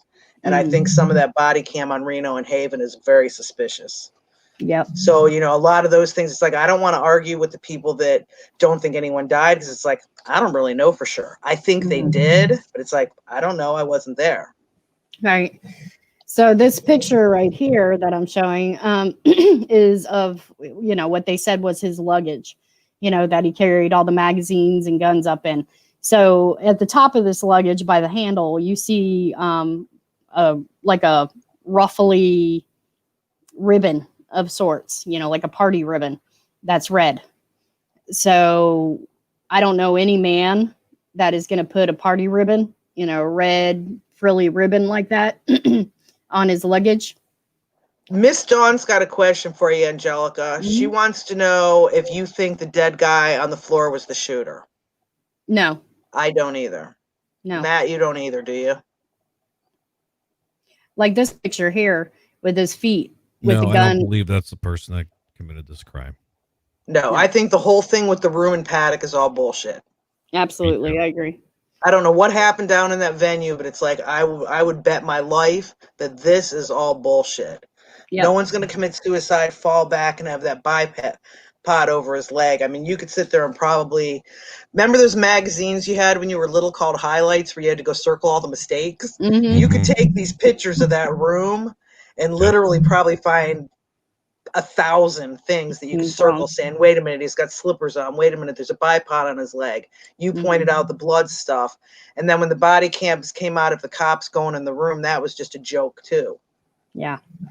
So again, the loafers, he's in his casual, going to go shooting shoes, and then how'd his foot get under this bipod without kicking it over?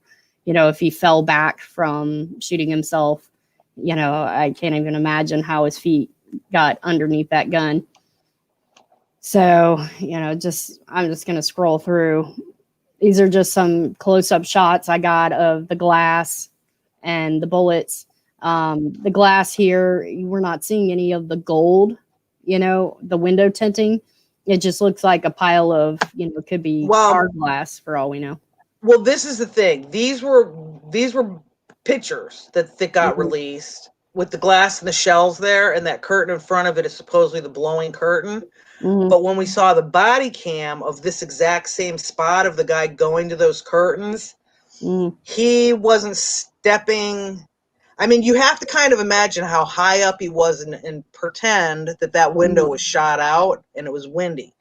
Right. So he would have been, if you're walking on marbles, that's how all those shells would have been. Right. He wasn't like, holding on or bracing himself because he might trip and fall. Those shells weren't on the floor. Yeah, the shells weren't on the floor and the glass wasn't on the floor. And nobody even said, hey, watch your foot or anything. Right. They brought in boxes and dumped them. Yep. And let me go back to Paddock's shoes here, because you would have seen, I've examined these, I've zoomed in and everything else, and I don't see any glass, stuck to the bottom of his shoes. I would have thought that we would have seen some kind of glass, something shiny, sparkly, on the bottom of his shoes here. And we don't see that. And actually where he's laying at, you don't see any glass either. Yeah, no. There's nothing. Right. And if he was running back and forth from window to window, which I said that he was, then the glass would have traveled with him. We would have seen some glass, you would have been kicking shit around. You would have been kicking the glass around. You would have seen it throughout the room, or at least on the bottom of shoes. So, and again, pretty much in one area. Right. And so again, here's the glass, but I'm not seeing any gold glass. I'm just seeing clear, like car window type glass, Well, it was a double window. I get that. So the outer part had the gold in it. Right. But the inner part did not. Right. I get that. But I'm saying, that some of the gold would have been inside. Right. No, I agree with you. I'm not disagreeing with you on that. I'm just saying that. So, and, there's no reports of anyone calling 911 going, hey, I just, was standing here in the valet, because I've been underneath that window in that walkway. And that walkway, is right in front of his room that goes right up into the valet, the front entrance of that hotel. Right. So, and again, with this picture, you've got the snorkel tube over here, by the chair. And if he was supposedly using that snorkel tube to breathe because it was so smoky, then why is it over here by this chair and not by the window? Well, when you talk about the snorkel, in case he needed to breathe, and you look at, how long it would take to pack all those magazines with bullets. So, I mean, this guy supposedly spent all this time doing all this, and it's like, I'm looking at a TV stand just to the left of me that's got like a military gas mask on it. So it's like you can pick those up at any kind of store. Yep, it's like he wouldn't have gone to the trouble of doing this whole snorkel apparatus thing just to breathe if he went to that much trouble that he was going to go buy. God, I mean, Danny Diesel had counted how many magazines were packed in those suitcases, and I don't remember what the number was, but then you have to put each bullet in. And if there were 100-round magazines, it's like push one, push one, push one. They're not easy to load. So if this guy went to all that trouble, he's not using a snorkel tube in case there's a breathing problem. I'm not buying that either. Yeah. So with this picture, the snorkel tube you can see is coming from that other room where he was not shooting from. So it kind of makes me think, because this is the master bedroom where, he probably would have been spending most of his time. So, that snorkel tube could have easily reached the bed, gas him while he's taking a nap or whatever, keep him out, which they found. Dub makes a really good point. If everybody agrees that the room's staged, just like, why are we still looking at the room? Yeah. Well, let me Because look. I don't think that there's anybody that thinks that room wasn't staged. Right. I agree. And all this wood debris, where did that come from? Couldn't have been from the explosive breach, which was out in the hallway, because that Right. door wasn't even that blown apart. It's just in two pieces. It's like they came in with bags or boxes of, one thing is shells and one box of, wood chips and another box of glass. And I mean, I'm sure that the disinformation agents that are out there, they're blocked on this channel, but it's like, I'm sure that they're watching this laughing.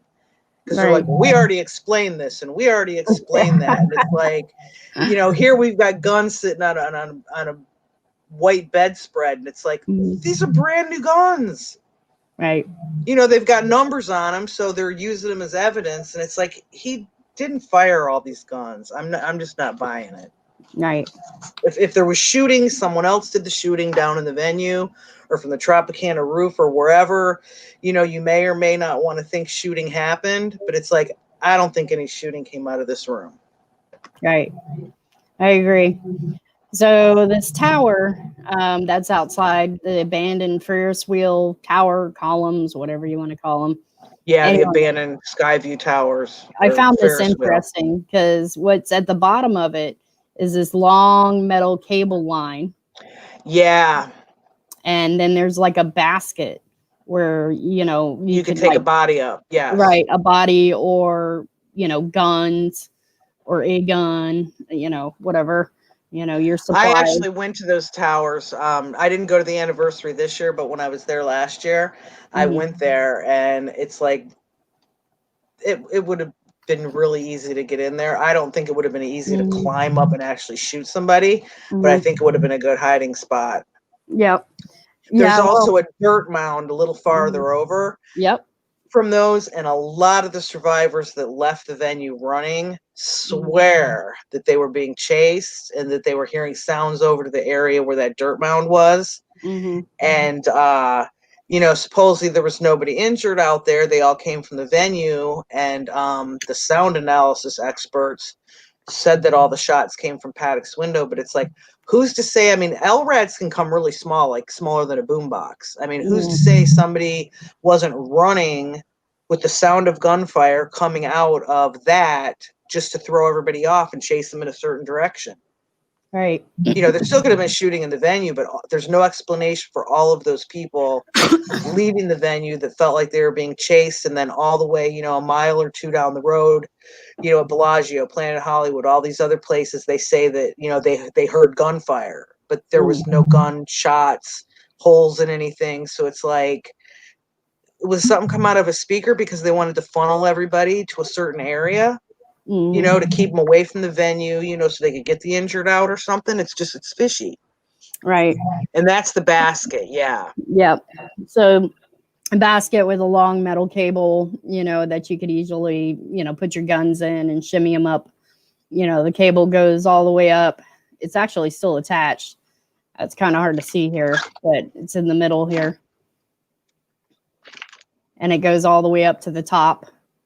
Well, I'll tell you what, tower. With this, the tower that you're at, there was a person in the community that did a live stream on his Facebook and went to the towers and showed us the basket, showed us all the stuff. And it's like, we got to a point where we were like in his chat going, point your camera this way, point your camera this way. And it's like, what we wanted him to show us, he wasn't saying he wasn't going to show us. He was like, probably not reading the chat or pretending like he didn't see what we were asking, but it was like he was so close to what we wanted to see, and he wouldn't shine the camera up there. And I know when you're doing, outside filming, sometimes you can't follow what the people in the chat are saying, but it's just like, we weren't satisfied after he did his video, because it's like, we needed to see more, and we didn't get to.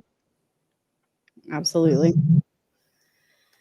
So, yeah. I'm just going to scroll through this crap real quick. Oh, this is one of my favorite screen grabs. It was during the shooting, and it was a couple helping each other up. And I just thought it was kind of precious because one, it's got the Route 91 bands in it, so you can see it's from Route 191, and the amount of. Mm-hmm. I just needed to interrupt you because Michelle told me to scroll up and read her last question, and I don't want it to go too far because the chat's going quick.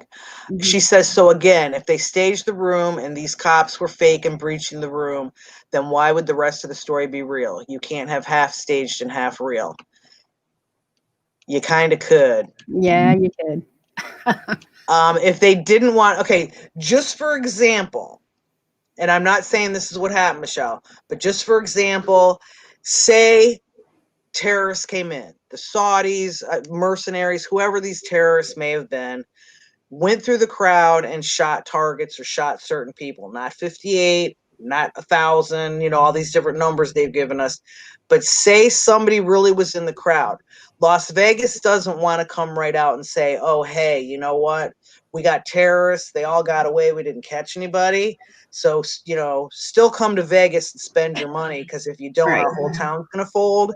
So they made up the story about this one dead guy and got us to focus on that room, so nobody would focus about who these other shooters were. Right. And Dub's, Dub doesn't think there was any shooting, and I know that that's how Dub feels. I feel like there was shooting, but I could be wrong. Dub could be wrong. Any of us, none of us really know. But to answer Michelle's question, it's like that's how it could be half and half. They're covering up what happened because it would have completely ruined their tourism, and they also made a lot of money off of this. I think whatever happened was pre-planned. They knew it was going to go down. I know that sounds sad, but it's like when you look at 9/11. It's like, look how many people died in 9/11, but it's like, it was an inside job. So it's like that was half fake, half real. So it's like they do have these false flags, and they don't have a problem killing people during them. Yep. I just think there are really evil people out there that would plan this stuff to push an agenda. But I mean, that's just my opinion, though. It's like, I'm not going to tell all the other people that they're wrong, because it's like, I wasn't there. I don't know. Right. Yep. Well, I've been there to Vegas a couple times now. And well, I was there that night. I was just down the street. I was about 6 or 7 miles down the street on the Strip, heading south. Mm-hmm. So I watched this all unfold, like on Facebook and on TV. Mm-hmm. So I was there, but I wasn't like there in the thing. And then I've gone every year for the anniversary. Well, I was there the one year, then we had the first anniversary and the second anniversary, but I didn't go this year for the third anniversary because I didn't want to deal with the COVID on the airplane. Yeah. I mean, not that I don't think COVID's a bunch of BS, but it's like, I wasn't going to sit there and wear a mask all that time and then go in those casinos and stuff. It was just like, I'm not wearing a mask. I only wear them if I absolutely have to go to the grocery store. Yeah, well, I'm not a fan of the mask thing. And from my research and listening to Fauci, on 60 Minutes, him saying, oh, you touch your face, you get schmutz on your hands, and then you're constantly fidgeting with the mask. And he didn't feel like it was a good idea. And this was a few months back. This was, I think, back in March when he said that. So I only wear it when I absolutely have to. But in Vegas, I'm not the best flyer in the world, and I have anxiety, and, I try to denounce it. But anyway, I deal with it. And, during the time that I was in Vegas, they were pretty mandatory masks unless you were smoking or drinking or eating. And so the whole time I just had a bottle of water in my hand. And anytime I saw security or anybody, I would just act like I was drinking, keeping it by my mouth, or smoking or whatever. So that kept me from wearing a mask the majority of the time that I was there. And then I also purchased a mask on Amazon that is mesh. And it's actually got a ton of holes in it. It looks pretty solid from a distance, but, I can breathe through it. So that saved me as well. So when I did have to wear one, I had one that I could easily breathe through. And then when I was on the plane, I just put my TV tray down and I covered my head up with my sweater. And I just, took the mask off underneath my sweater.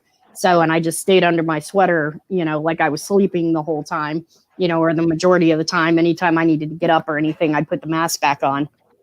But, I found my ways around it, because I did, the same thing. I don't like wearing the mask in my day-to-day life.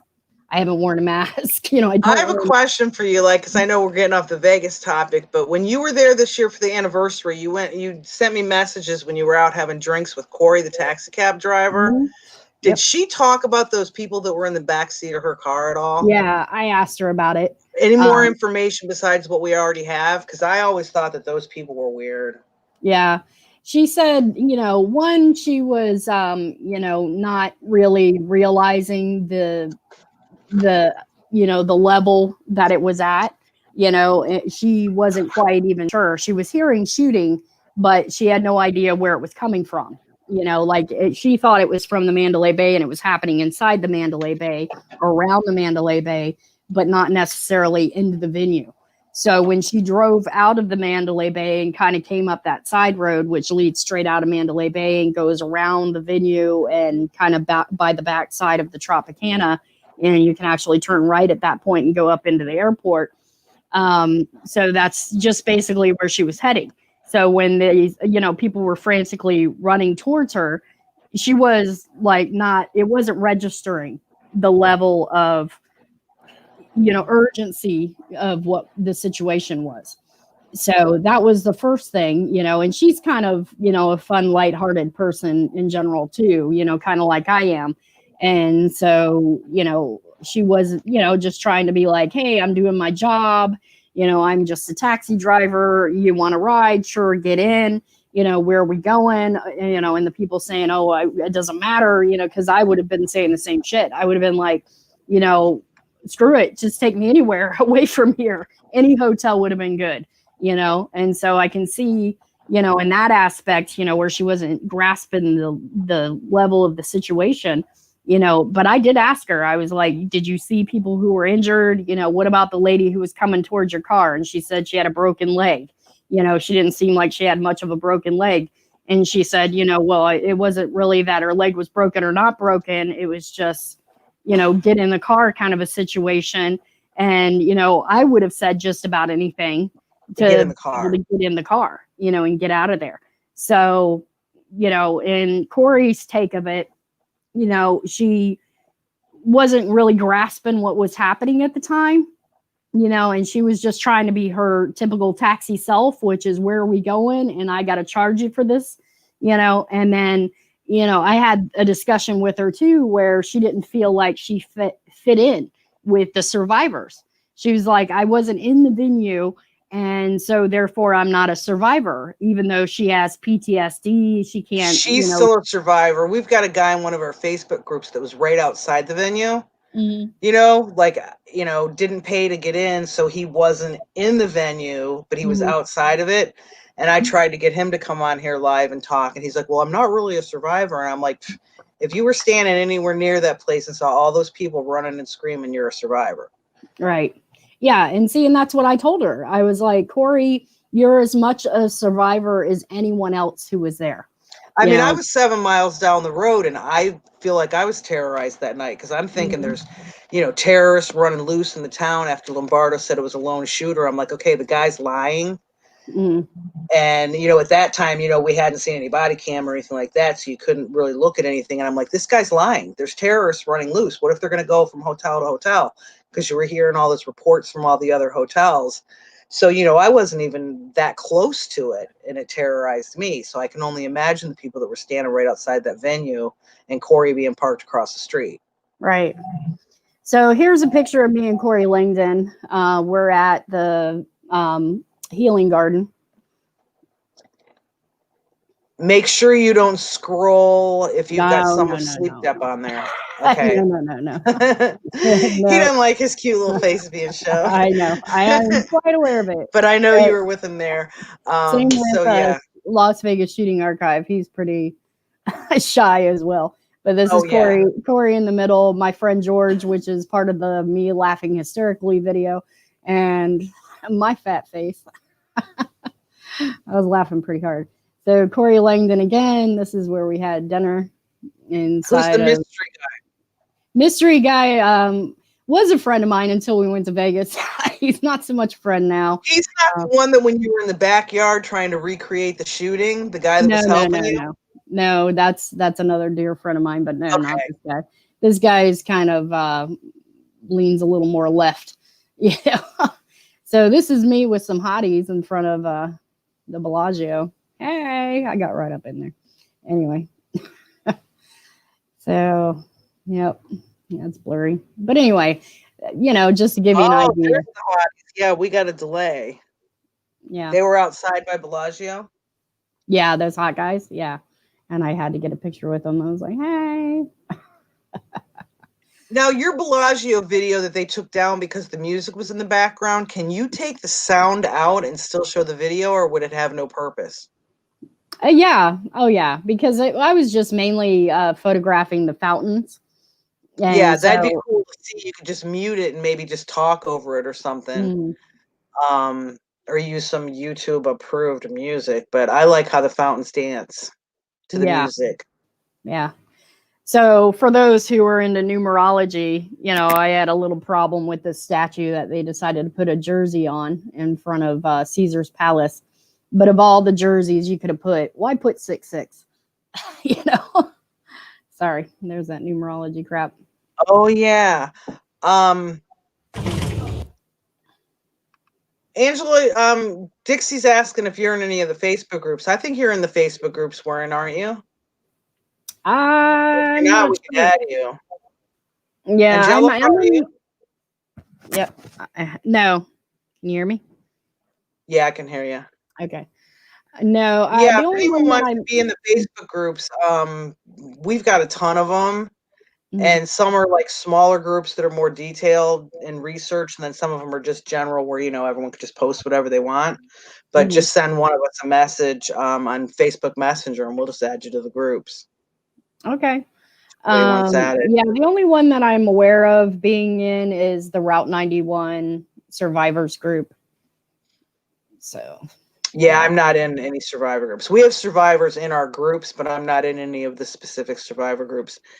Is that can you blow up the picture that you just had on there a second ago of the tombstone from where Melissa supposedly was? Yeah, hold on. Well, that was a video. So can you still see my screen? Well, does it look the same as it did the year before? Because I saw it the year before. Yes. Yeah, they only added a few more things to it.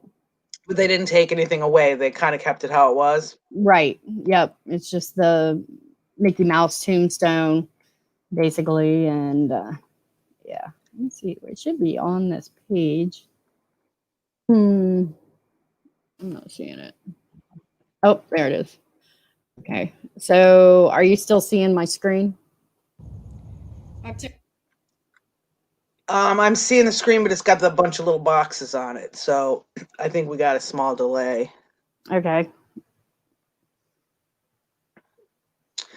Steven's asking Miss Dawn if she's seen Jason Goodman's channel. There's a guy that goes deep into this. That guy's John Hoover, and he has gone deep into it, but he thinks that helicopters were shooting at people.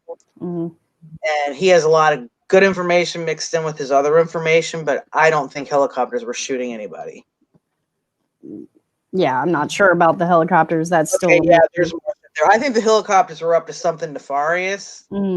Like watching. They were doing was not normal, but I don't think that they were actually firing. But the thing is, like, I wouldn't get in an argument with Hoover about it because it's like, I don't know. Yeah. I wasn't there. If I was there and had looked up and saw, a helicopter shooting, then I'd be able to for certain say they were. But so that's the thing. When different people have different theories, I don't really want to argue with them because it's like, I don't know what happened. I mean, we've done a lot of research, and I can tell you a whole bunch of things that didn't happen. Like statements that don't match, and there's just a whole list of stuff that we know was wrong and doesn't match, but we don't have enough pieces. At least I don't have enough pieces yet to say what happened. Right. And I know that there's people that think that they're certain and they're done and they know what happened and they're just comfortable with what they think. But to me, it's like I'm still searching. Right. And I don't know if we'll ever really know. Right. Okay. So I'm going to show the Tropicana video. And while I'm doing this, I'm going to go to the restroom real quick. So I'm going to go to the restroom too, Matt. It's all on you now. All right. Oh, wait, I need Back in a to pull up minute. the video. Or are you doing it from this screen? The roof runner was spotted.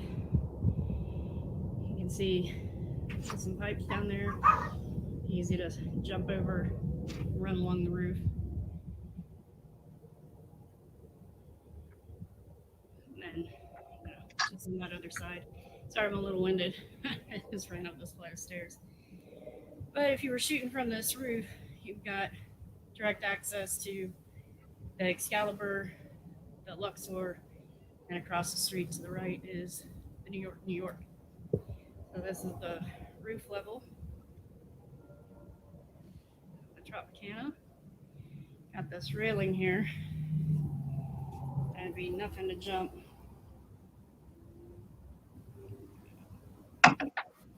Yeah, I'm gonna jump it because I'm wearing a dress, and would have liked to have done this earlier, but didn't get a chance. Anyway, there's this gangplank that runs along. You can see the roof level here. Just on that other side of that roof is the concert venue for Route 91, also known as Las Vegas Village. So, anyway, easy access. Just run right along here, and leads right out to the parking lot, which is the parking lot Joe Napoli ran through. Many others. Napoli saw some casings in the parking lot here, somewhere here where it opens up.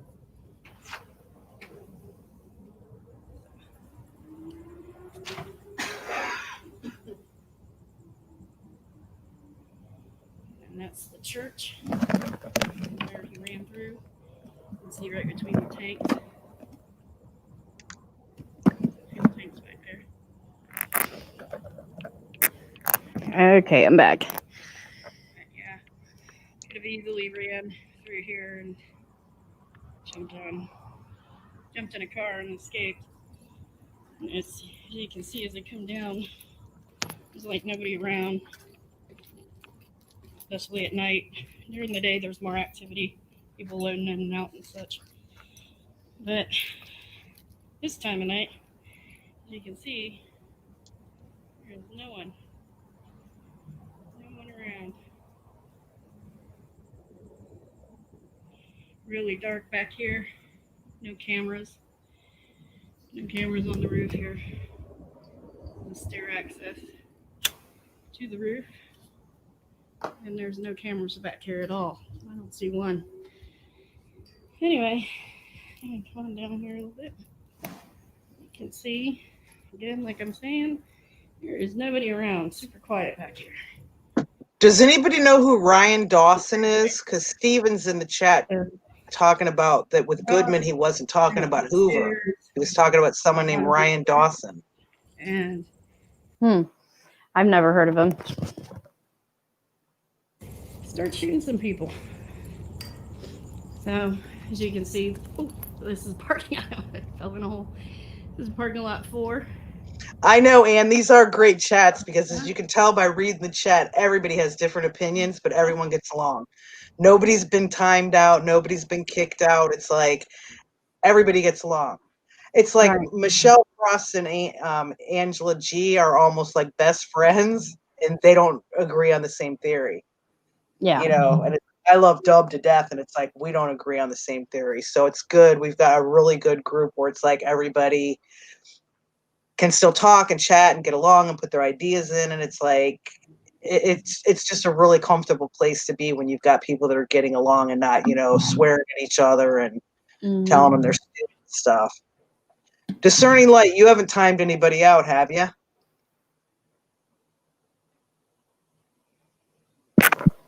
Beginning, I think she was the only one that had a wrench before the other ones got here. But yeah, I haven't noticed anyone getting timed out. I haven't seen anybody. KL knows who Ryan Dawson is. If you have, can you type it in there, KL? Because it's not ringing a bell to me. And I don't remember him ever being on Goodman a bunch of times.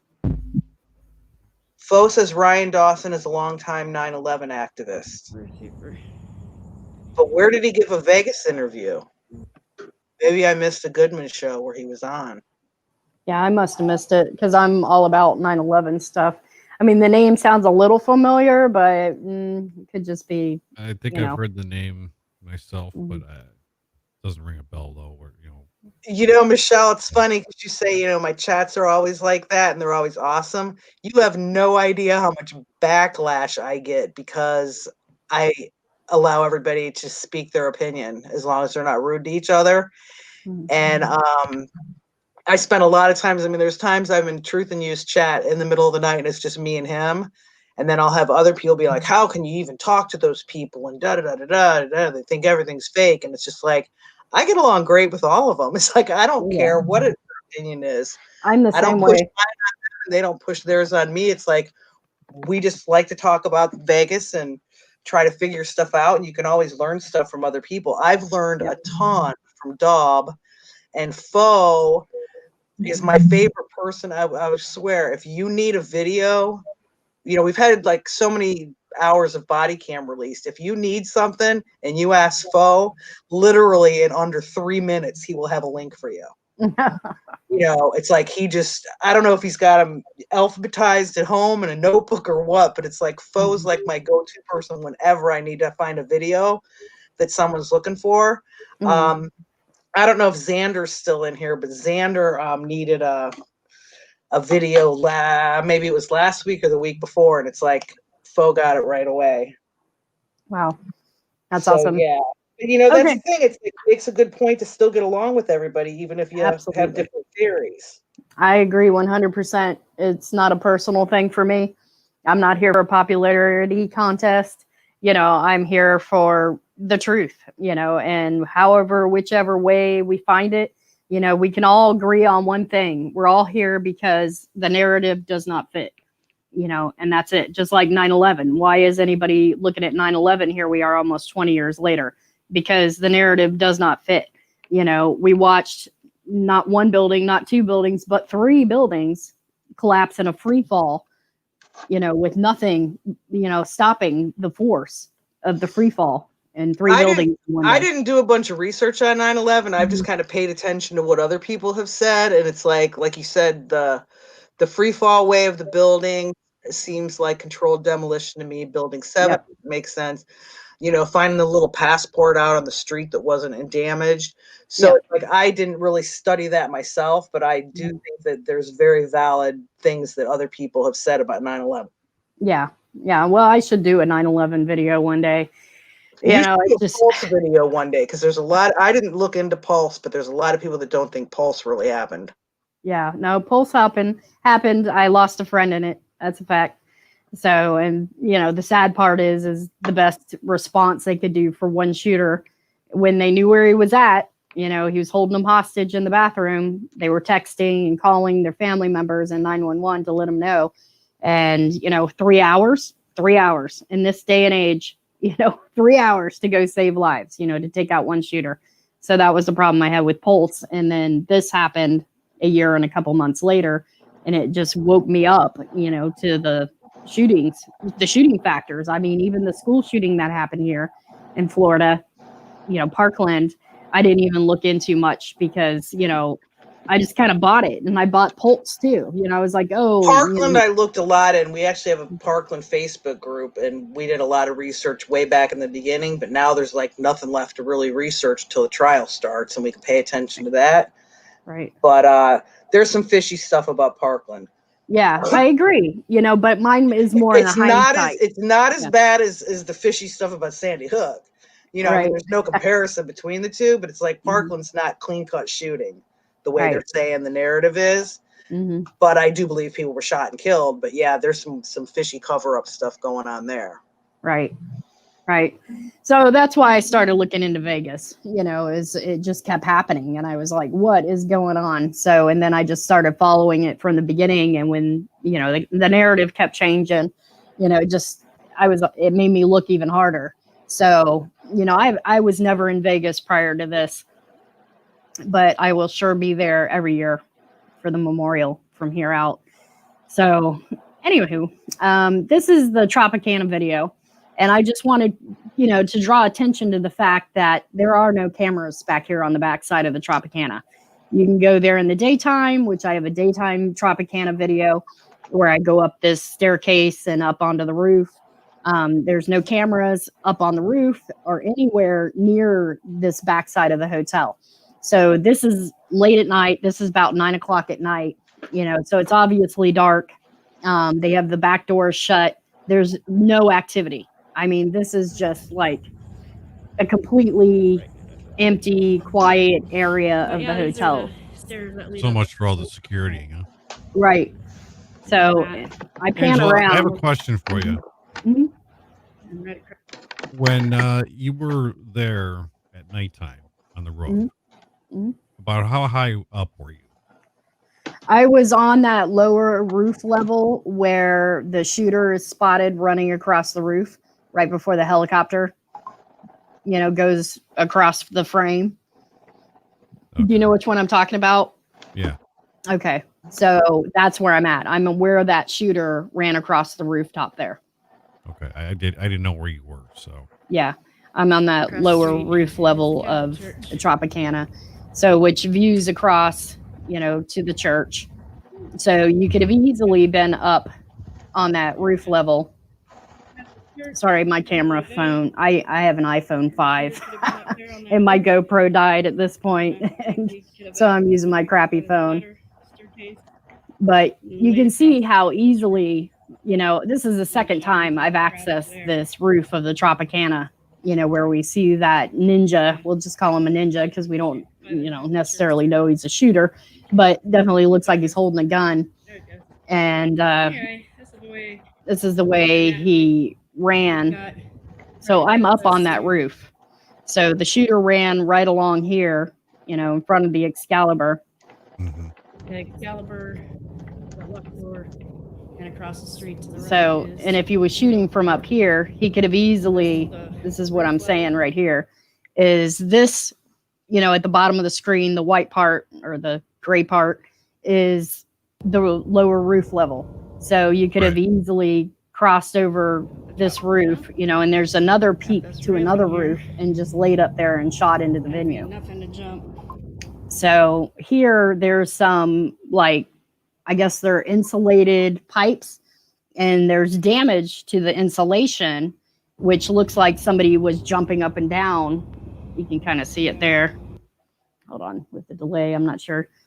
But they're like silver insulated pipes, and it looks like somebody has stepped on that insulation to possibly leverage themselves up onto this railing and then run down that flight of stairs and jump into a car that was easily parked. Michelle wants to know what your friend's name was. I think she's talking about Paul's. I'm wearing a dress. Xavier. And would have liked to have done this earlier, but didn't get a chance. Anyway, there's this gangplank that runs along. He worked for Universal. He was a performer at Universal. And his name was Xavier, and this was Yep. Pulse, right? Okay. Yeah. On that other side of that roof is. Yep. He was a performer at Universal, and he was also at a performer at another nightclub I used to frequent called Southern Nights. And it was actually a gay club most of the time, but once a month they would have a special night, and it was called I can't even remember the name of it. Yeah. Anyway, so they'd have a special night there that was more of a cosplay night. So it would be themed, and everybody would dress up. And so he was one of the greeters at the door. He usually had hot pants on. He had a. Do you know what his last name was? I can't think of it off the top of my head. Okay. Michelle's probably got notes on it, and that's why she's probably trying to figure out which guy it is. But if his name is Xavier, I'm sure that there's not more than one. Yeah, it's XAVIER, something like that. But anyway, you can see the tanks in this shot from the roof of the Tropicana. So I'm still up on that staircase on the roof, the lower roof level of the Tropicana. So over here off in the distance to the left is the two tanks, the fuel tanks. So from this angle on the lower roof level of the Tropicana, you could have shot into the parking lot. You could have shot those tanks. jumped in a You could car have shot and into the escaped. venue, could have shot across the street You can into the see as I come Luxor down, and also the there's like Excalibur. nobody around, especially at night. During the day, there's more activity, people loading in and out and such. But this time of night, as you can see, there's no one. And there's no one around, and it's like 9 o'clock at night. No employees going in and Really out. dark back here. There's no activity No because it's the cameras. backside of the strip. No cameras on the roof here. No cameras. You can walk right up the See the roof? staircase. Nobody stopped There's me, and no I've been up there cameras back twice. there I at did it all. once in the See middle of the one. day, and then this time is 9 o'clock at Anyway, night. I'm gonna come down here a little bit. You can see, again, like I'm saying, there is nobody around. Super quiet back here. So would have been a great place to park your car, run up these stairs, climb onto the roof, and start shooting some people. So as you can see, oh, this is parking. I fell in a hole. This is parking lot 4. The back side of the Tropicana. There's the Oyo, also known as the Hooters Hotel. But nobody back here. Super dead. Super. Miss Dawn wants to know, Angelica. Oh, okay. Angelica, do you know the Michael Anderson story? These are the No. stairs that lead up the back of the Tropicana. Okay, Michael Anderson was listed as one of the dead people from Mhm. Las Vegas shooting. Across the street. And they actually, had a cross for him and everything with those big white crosses that were out there. Mhm. And his parents came forward a couple days later Mhm. and said that he did die that day, but he committed suicide and wasn't even at the concert. So they had to remove his cross and they had to remove him from the list of dead people. Mhm. So that's why a lot of people are suspicious, saying maybe all 58 of those people didn't die at that concert. Right. They And might I have would- died other places that day. It's like Mhm. if they needed to bump up the numbers or whatever, but that's the one guy that we know for sure was Mhm. listed as a dead person that they had to remove. Anyway, Right. this is the way- Well, that's what I kind of think too, is not necessarily everyone died there All at right. the venue. Bye, guys. I know that there was shooting at 12 different locations that night. I've talked to security and several other people, that were there in Vegas that night. And they've all said, that they had shootings at 12 different hotels that night. So, and But I the talked cops to, deny it, right? right. Yeah. And I talked to like security at the Cosmopolitan and the Paris, and they all said they had shootings there. The next time I go, I think I'm going to have to make like some kind of a press pass so that I can like try to interview people, or at least maybe not get their faces on camera, but at least get their statements. You can easily make a press pass. Yeah. Oh, I know. I've looked into it because Yeah, I like, used to work for a paper. It was just like an entertainment paper. I used to book bands at venues. Mhm. So we had these press passes, and it's like our boss just made them up, and they were in those little plastic sleeves, just like a Yep. backstage pass would be. And everybody's looked different. Yep, exactly. You just got to kind of make it look somewhat official and print it out, and that's all it takes, because that's the freedom of press. That's one of our rights. And if you look up how do I become a part of the press, or how do I register, there's nothing you can find, because it's just a matter of saying, hey, I'm press, and that's it. Well, you could work for the little, you could live in a little town that only has 800 people and work for the little penny pincher magazine that comes out, and it's like that'd Right. get you a press pass. You can just make up whatever. Mm-hmm. I know. actually saved my business cards from when I worked for that paper, just in case I ever needed them for something. I could be like, here's my credentials, Right. So that's what I'm going to do the next time I go. Because I talk to people, but I never record it, because I feel like they're going to feel like they're invaded on in some way. So, and this is the thing that's weird about the Vegas shooting, is when you try to talk to the survivors or anyone who was there, they're very hesitant. I don't know if it's just the fact that Vegas is a sketchy place and people go missing all the time, Well, made to look like a suicide when it wasn't. The groups that I'm in that have survivors in them, I will tell you at the beginning, they were sketchy, but now that it's been 3 years, it's like they'll talk. Okay. I've had a few of them on, like Owen that did the live leak came on. He's been on twice, and a couple other survivors have come on, and they're not so afraid of getting bumped off. Kind of like at first when you kept hearing about these mysterious, survivors dying and disappearing, and and the Carver's car blowing up. Yeah. So at the beginning, I think they really didn't want to come forward and say too much. And now that enough time's gone by, we actually had a girl that was going to come on. She's doing some lawsuit stuff with Roger Kennis, and she was going to come on live with us, and she wouldn't come on live when she was told by one of the handlers. I'm not going to say who. If KL's there, she's going to know who I'm talking about.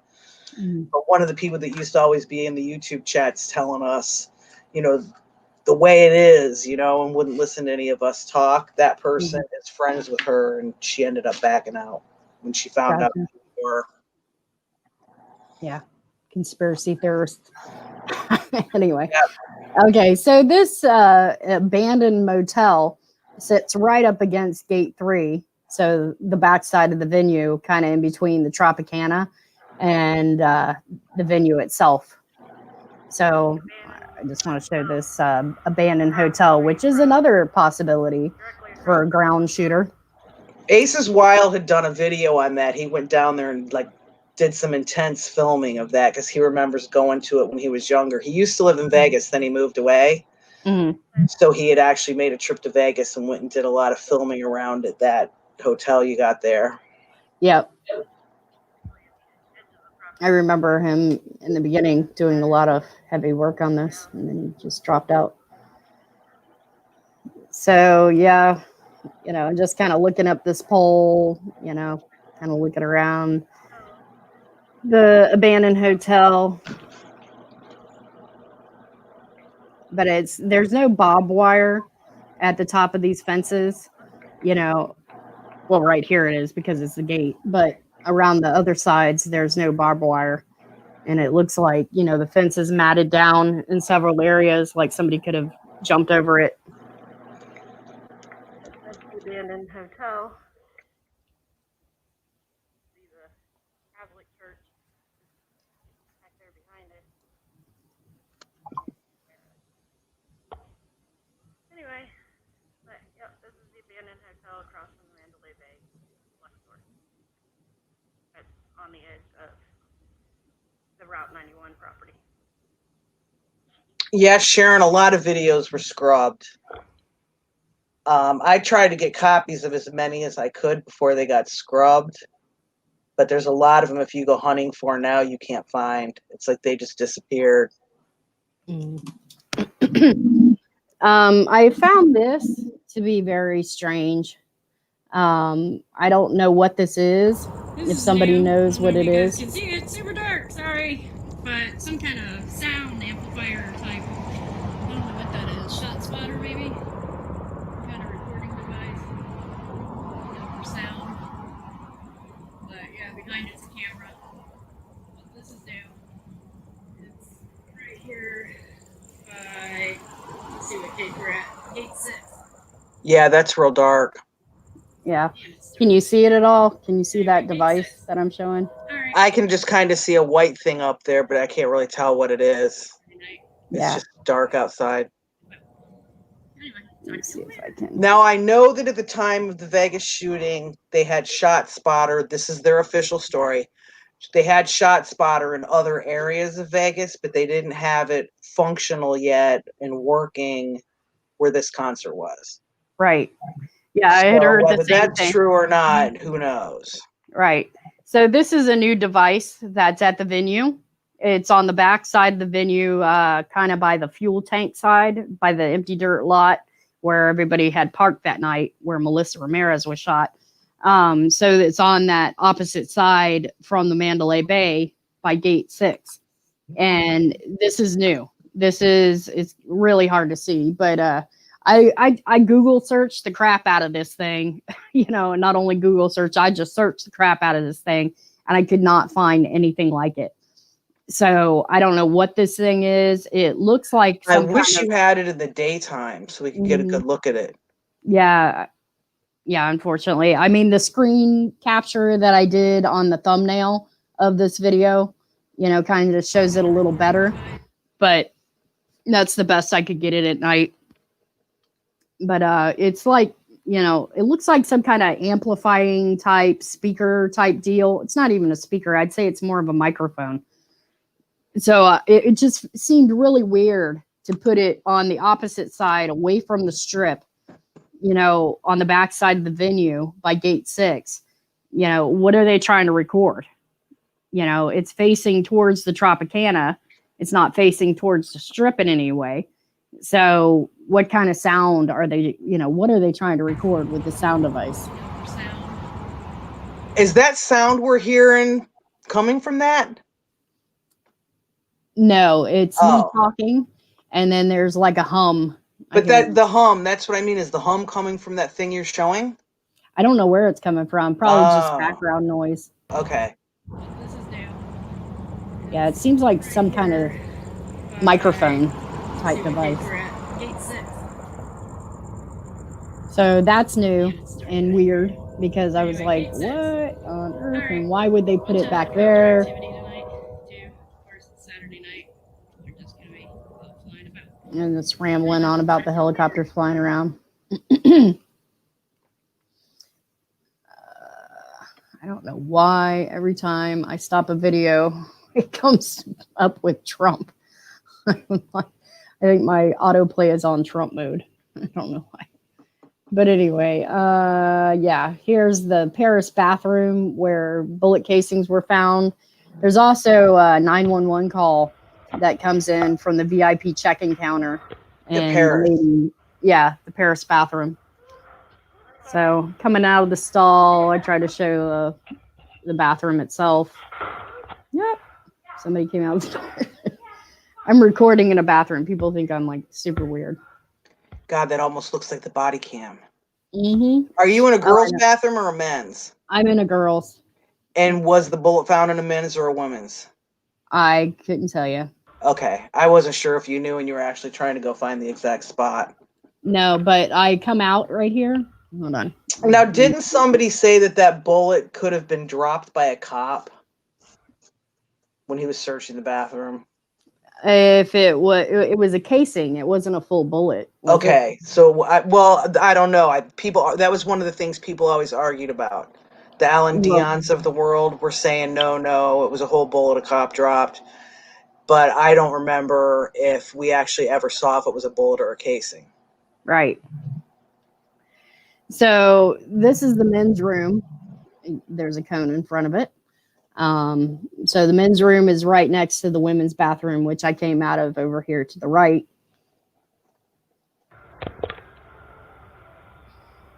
men's room over there. It's inside the casino, the Paris Hotel. Exit right there to the street. And then let's go over here and see if we can find the VIP check-in counter. Or someone got shot in the head and dropped right in front of her.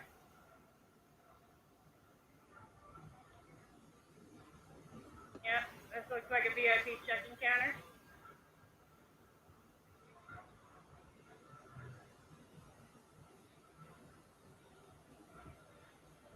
So, VIP check-in counter, not far from the restrooms where bullet casing was found.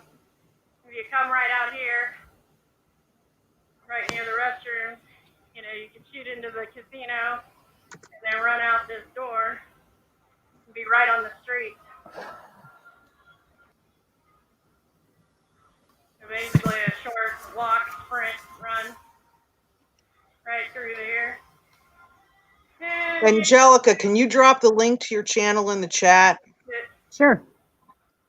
Because they want to go watch your videos and they don't know where your channel is. And you've got a ton of them from when you were there last week. Oh yeah, and last year. Ago. Yeah, the stuff I did last year was more in the daytime. This time I was doing more stuff at night because I just wanted a different aspect, between night and day.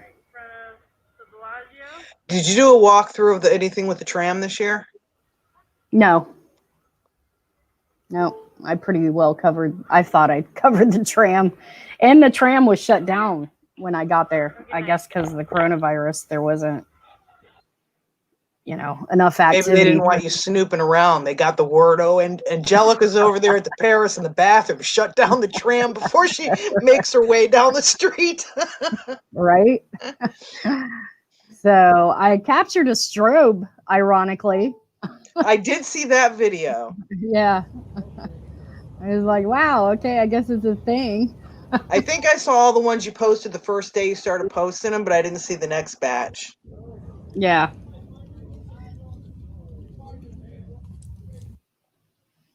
Yep. Yeah, that was a quick one. I don't, I don't like spending a whole lot of time on monotonous stuff that doesn't really, seem to hold a whole lot of weight. So I have most of my videos are really short. It's kind of sweet, short, sweet, and directly to the point. So this one's one that I put in today. I wanted to kind of retrace Raymond Page's steps. So I started my video where Raymond Page started his. And then I ran into some survivors that remembered me. October 1st, 2020, the vigil for the survivors and the victims just wrapped up. So thought I'd come around here. Gate 3.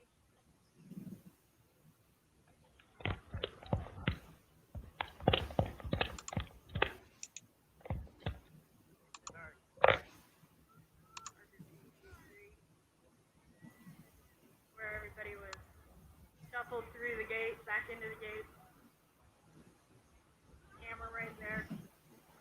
Why don't we see any of the camera footage from inside the venue? I mean, just...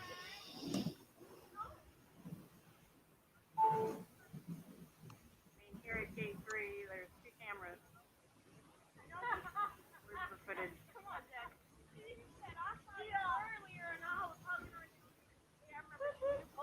I am told. I lost her. No way. Yeah, from last year. I've seen you 2 years ago out here. Hold on. I've seen you John years ago. I don't feel harmful. All right. No. Honey. Oh. Stop.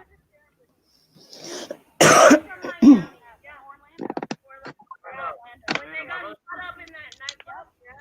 And a year later, you guys got caught up. You're forgetting. So we lost. I remember you. You can come with us. I do remember you. Yeah. Like afterwards. Are you having a drink somewhere? I don't know. We're just walking right now, but we can go talk. Okay. I remember you. Weird, baby. I'm so sorry. I'm about to keep up. Yeah, let's go to the Arco. Yeah, come on. Arco. Baby.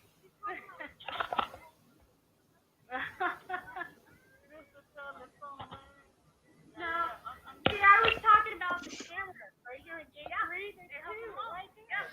So something I was mentioning right there to the survivors that were walking away from the venue is that we have Raymond Page's video right there at this wall, but there's 3 cameras right there at that gate.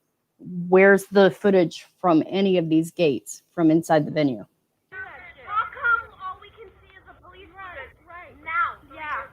I mean, 2,000 cameras right here. We don't get any of that shit.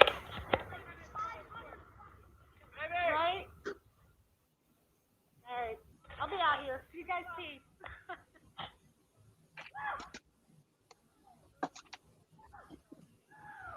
Another camera right there.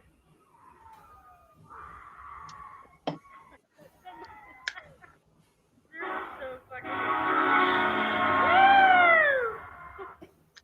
Now, did they do anything like a moment of silence or turn off the lights in the hotel or any of that stuff on the anniversary? No. They never No. do. They said they Nope. were going to the first year, and I remember how mad everyone got that they didn't. Yep. No, they didn't. They didn't do it. Last year when I was there, they didn't do it again this year. The closest thing that I have is this truck pulled up and played taps. Was there very many survivors walking around the venue at 10:05 like there was the first year? No, because of the coronavirus. I would say there was probably about 100 out there this time. Last year, I'd say double that, probably a couple hundred. I hear them playing Yeah, but taps. yeah. So yeah, this was just a Angela truck and that. Michelle are having a kissing contest in there.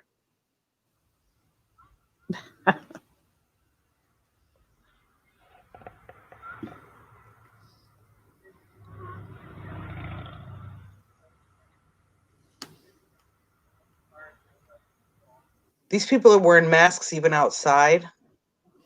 Yeah, some people were.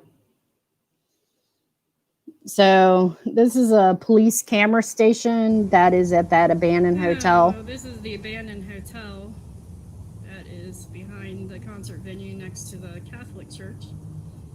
There's this cop camera station that I'm sure was there and operating the night of the shooting. But yeah, this is the abandoned hotel, but there's cameras operating. Basically just a police camera station. Yeah. So that's a police camera station that's at the abandoned hotel. And those cameras, of course, weren't operational just like most of the others that night, right? Yeah. Yeah, that's what they say.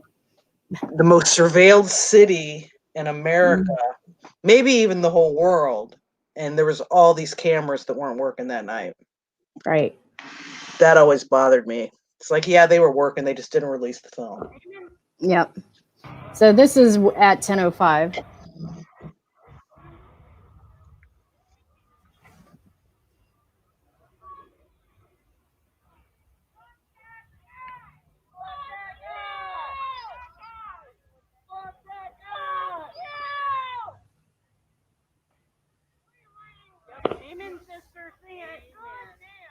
They're yelling "F you" at the over towards the Mandalay At the Bay. Mandalay Bay. Is Yeah. it because Yep. of the shooter or is it because of the lawsuit? I think it's just more of an FU Mandalay Bay and MGM, for Well, every aspect of it. My guess. MGM, suing the victims and doing that crappy settlement and all that stuff. I just wondered if that was their FU. Yeah, I couldn't tell you. I wasn't the one saying it.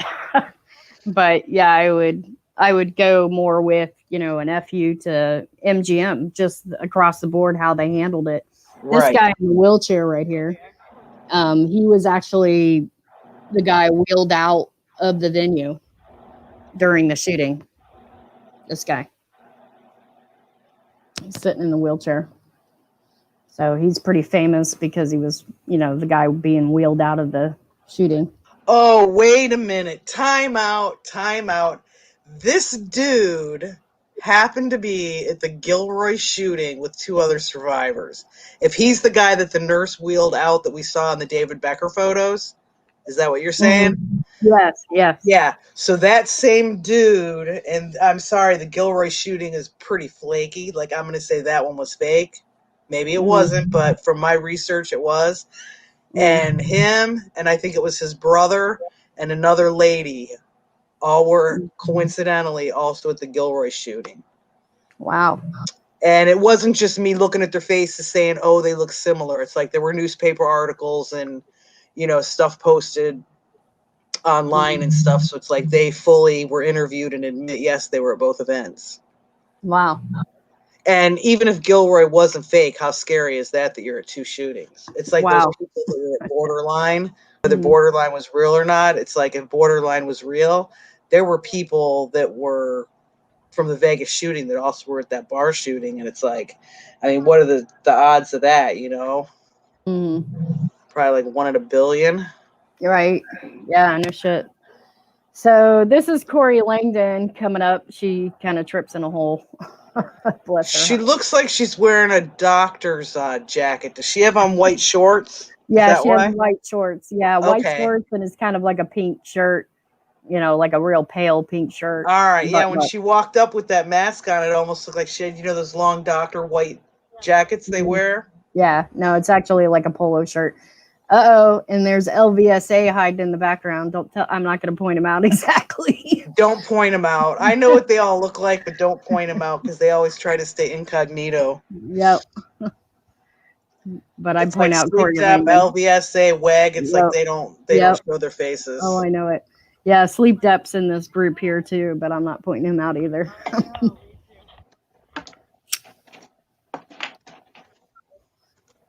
So, but as you can see, Mandalay Bay did not dim any lights or turn off any lights or have anything to memorialize the shooting. They suck.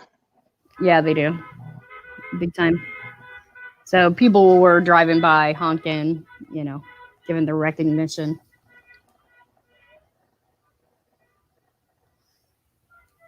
Truth in You messaged me and said that he was there during this vigil and said he thought he saw me, but I don't know. He never responded when I was like, oh, yeah, where were you?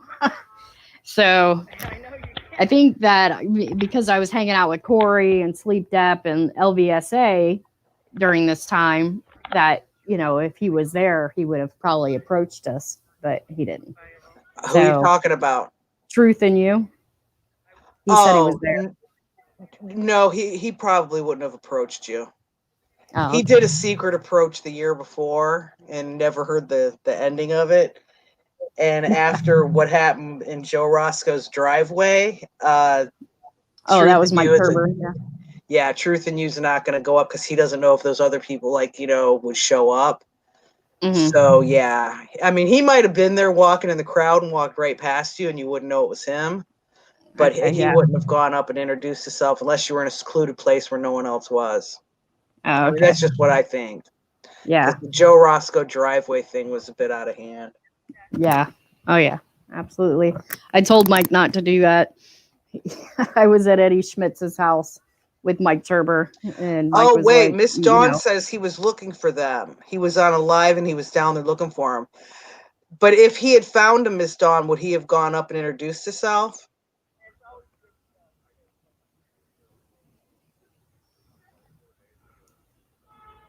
Because the year before he was down there looking for everybody too, but he didn't.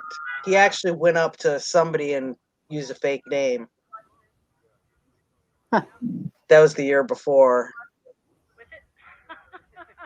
Well, got to be ballsy like me. Don't be scared. Nobody's taking anybody out in the desert. No researchers have gone missing. So I think we're good amongst ourselves. I wouldn't go blasting in front of LVMPD, or any government official, but yeah, amongst ourselves, I think we're fine. Especially with me. I'm like you, Kathy. I mean, Truth Seeker, I totally am all about, making friends, making peace, and let's just investigate this together. And you can have your own side and your own theory. Well, yeah, there's only really one person in the community that, I mean, I used to be really good friends with, and then it went to hell. That's the only person it's like I wouldn't want to meet on the street. Oh. Same person that pulled up in Joe's driveway. No, yeah. It's like there's enough water under the bridge with him that it's like I would not want to meet him face to face. I would probably end up in jail, or he would end up in jail because we'd get in a fight. It would depend on if I had anything to drink or not, Right. So I'm going to show the helicopters that seem to fly around quite frequently. And I do have a helicopter tour that I took. One's on my cell phone, one's on a GoPro. Huh? Didn't you post a video of that? Yeah, I posted the cell phone footage and then I posted the GoPro footage. The GoPro footage is actually better than my cell phone. So it's a lot clearer. And yeah, I just posted that one today. But yeah, you can see the helicopter flying behind the Delano. It's about to come out behind the Delano, go behind the Mandalay Bay.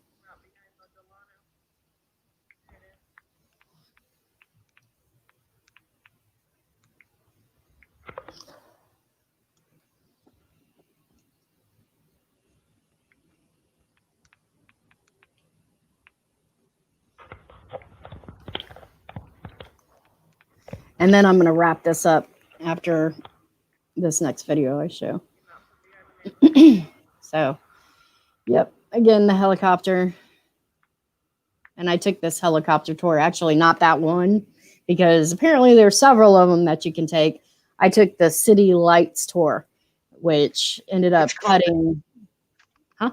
What? Which company was that? Sundance, Maverick? Like, do you remember which No, one? it wasn't Sundance or Maverick. Those companies are actually closed because I wanted to Permanently? take. Yeah, I wanted to take one of those too because I Whoa, wanted. whoa, whoa. Wait a Yeah, minute. Back up. no They shit. are permanently closed, or they were just closed because of COVID? No, they're permanently closed. Well, isn't that fishy? I know. That's what I said. Okay, here we go back with the helicopters. Yeah, those I know. helicopters were up to no good. I don't think they were Right. shooting people, but they were up to no good. And if Yep. Sundance and Maverick are both closed, those were the ones that we talked about the most. Yep. Yeah, They're Chris closed. Thompson's going, what? Yeah. And you're sure it's not just because of the COVID? No.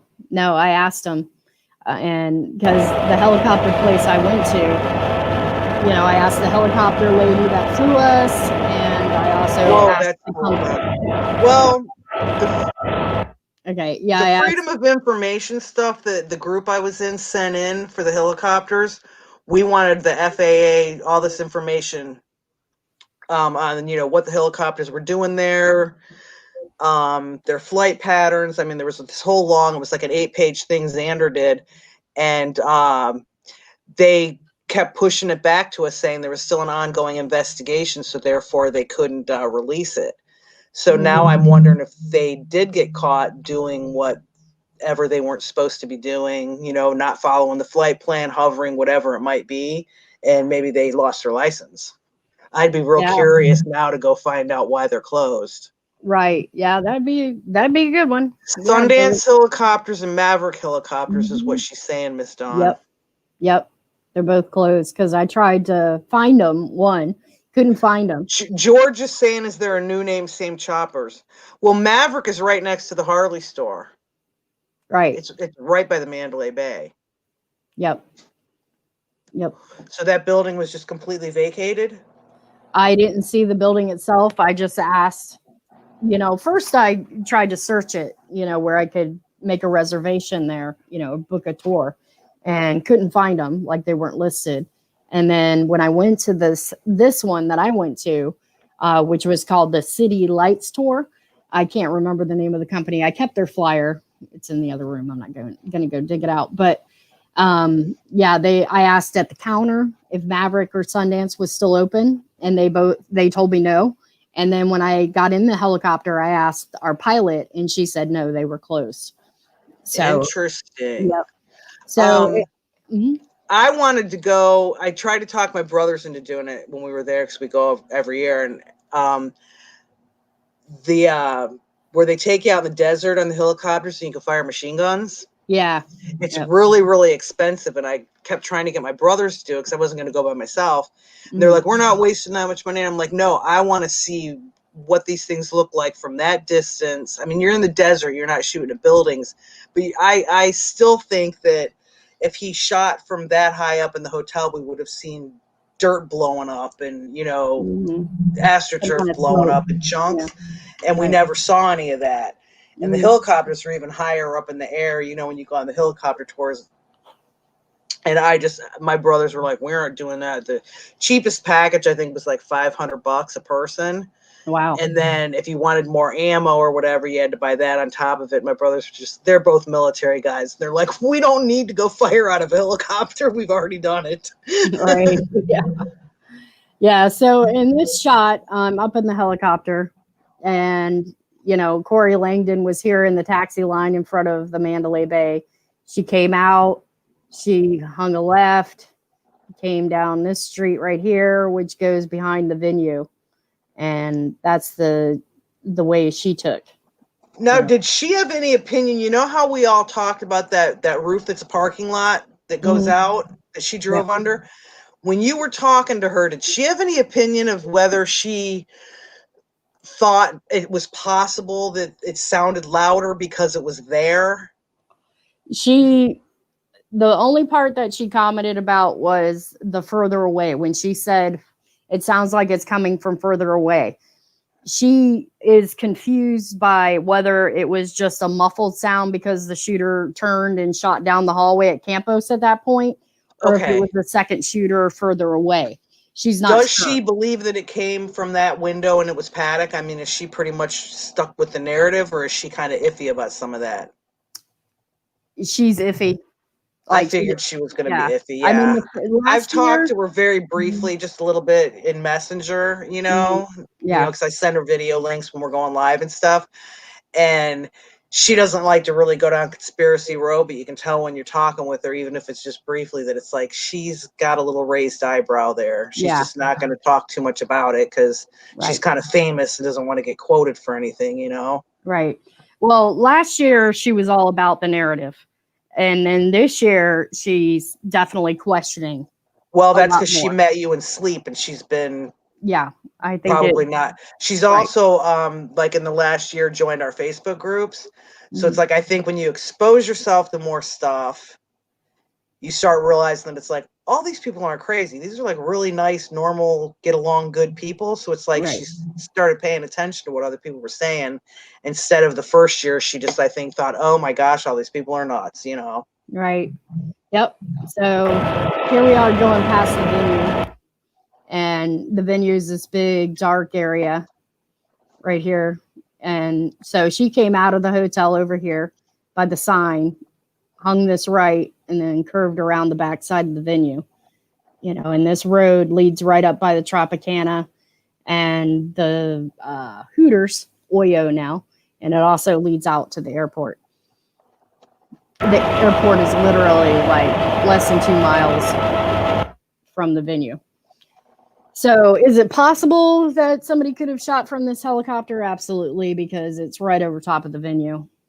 And, you know, from that angle, you wouldn't have hit much of the tents or the buildings or the bus stops or any of it. You know, if you were shooting from, you know, the 32nd floor with the bump stock, you probably would have been a lot more sloppier and hit some more buildings and the tops of the tents. So I'm going to end it pretty much here because I don't want to go past midnight too much. We've been on for almost 3 hours. Oh, wow. Play my ridiculous laughing video because, you know. If anybody has any questions for Angelica, type them in the chat now because she's going to play this one video and then we're going to close out. Yeah. So I type them in all capitals. Yep. I just gotten off the plane. I was tired. A long day of flying, you know, plus jet lag, 3-hour time change for me. And so my friend George, who had actually been up on top of this ledge, you know, where I'm now sitting, we kept trying to jump up. And yeah, I was just tired and a little buzzed. Oh, God. Okay. Sitting in front of the Luxor. Hey, big house. Looking like shit because I was face planting, trying to sleep in the plane. Anyway, he's trying to jump up. There he is. 1, 2, 3. Oh.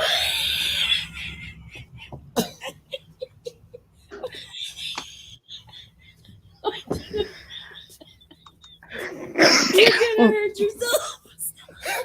Holy shit. You gotta be kidding me.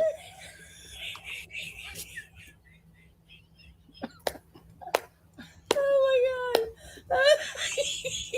You're not letting me go up. Come on. I saw this. You posted this one, right? Yeah. The laughing. I remember this. You're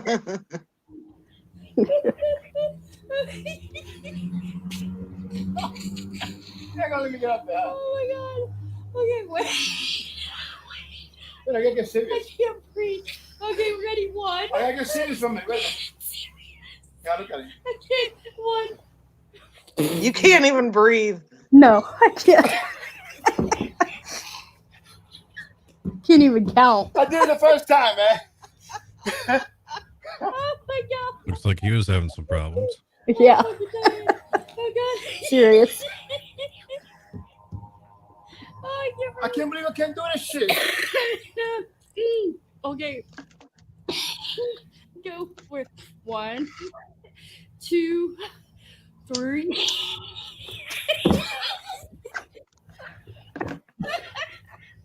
How high up was that? Holy It was shit, not that man. high. Woo! Wow. There is a guy. Oh shit, you did it. Hallelujah. Praise baby Jesus. Woo! All right, Luxor, with his magical powers, help George. Where's my asthma pump? All right, God. oh my God. Oh, I'm gonna pass out. I'm gonna, Oh shit. I'm gonna fucking pass So me out. too. Oh my I'm gonna God. pass out, ain't I? You better hold me. Okay. I got you, fam. Oh my God. You better hold me. I'm gonna crack my head back forward. You better hold me. I'm gonna hurt myself. Your autopsy would be what happened. You had glitter. You had glitter all over your face. No shit never happened. I go and jump and freaking You got sit down. attacked by strippers. No, I'll take that before the time I fall here. No, it's not fair. Look, this is why I couldn't get up. Look, that's not fair. Whatever. Blame. Are you guys drunk? Concrete. Nope. Yeah, a little bit. It seems like you're having way too much fun. All right. Bye. Sounds Okay. like it was a good time. Okay. The reason I called that 1, 2, 3, go, laugh out loud, aliens don't believe in you either, is because he was wearing that shirt that said aliens don't believe in you either. Ah, shit. Anyway, yeah. So I just wanted to end it on a high note. No one typed any questions in there. Did you have anything you wanted to say, Matt? Not really. I'm gonna play. I posted a video today, so I'll just play that video. It's only a couple minutes. It's just kind of a funny video about COVID, and then we'll just close after that because I'm not seeing anyone typing in any questions. I want to tell everyone thanks for coming. We had a pretty good chat going here. This was good. And if anybody wants to join the Facebook groups, just do a friend request of one of us, or you can even leave a comment on one of my videos, and I'll give you my email or something if you can't find me on Facebook. You probably won't be able to find me on Facebook because it's not called Truth Seeker. Matt's pretty easy to find, though. I think if you type his name in a search bar, there's not too many Matts, Gilmores. But I just want to thank everyone for coming, and I'll tell you what, I think it is really, really great that not one single person got timed out, not even one time. So everyone got along fabulously, and if anybody ever wants to come on the show, Chris, we want to have you come on again, but I don't know if it's good to get your mind off your dad, to give you something to do, go on live, or if you would rather just not do anything like that while you're getting all that stuff taken care of. So I didn't message you this week to see if you wanted to come on, but you're always welcome on anytime you want. Okay, am I supposed to stop your screen share, Angelica? Sure. Yep. Okay. I was I just didn't know showing you you were my helping mask it. with the people walking around with DIY mask. It's the Norton antivirus disc. Everybody get that? Okay. I'm getting this set up to put this coronavirus thing on. Okay, yeah, and I did some stats today because I wanted to actually see the math of it. So, geez. Okay, hold on. So, with 8,249,000 cases, your chance of catching the virus is 0.025. Is this just allergies? Caught in a lockdown, no escape from the family. Don't touch your eyes, just hand sanitize quickly. I'm just a poor boy, no job security, cause of easy spread. Even though I wash my hands, laying low, I look out the window, curve doesn't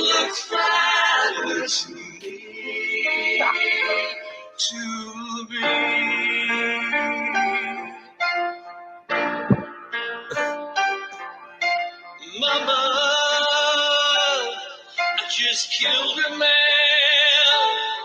I didn't stay inside in bed. I walked past him, now he's dead. Mama, life was so much fun, but now I've got this unforgiving flame. Mama, ooh, I didn't mean to make them die. If I'm not back to work this time tomorrow, carry on, as if people didn't matter. They're just numbers, no names.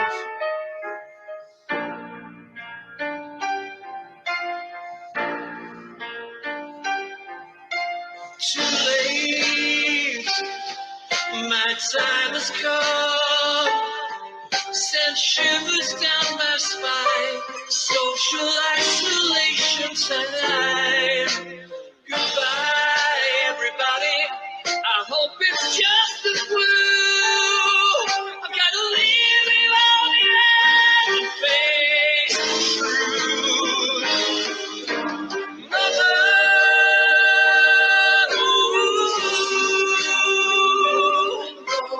I don't wanna die. I sometimes wish I never went down at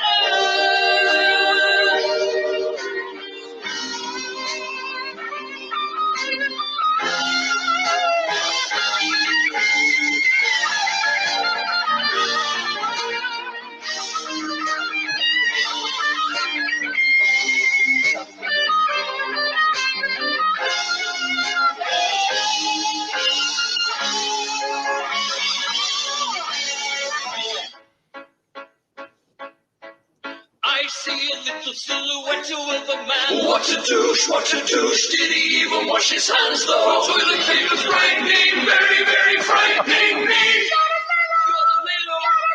Gotta lay low, masturbate. I'm just a poor boy facing mortality. He's just a poor boy facing mortality. Spare him his life from this monstrosity. Touch your face, wash your hands, will you wash your hands? Bismillah, no, we will not wash our hands. Wash your hands. Bismillah, we will not wash our hands. Wash your hands. Bismillah, wash your hands. Wash your hands. Never wash our hands. Never know. No. Mamma mia, wash your hands. COVID-19 has a sickness put aside for me.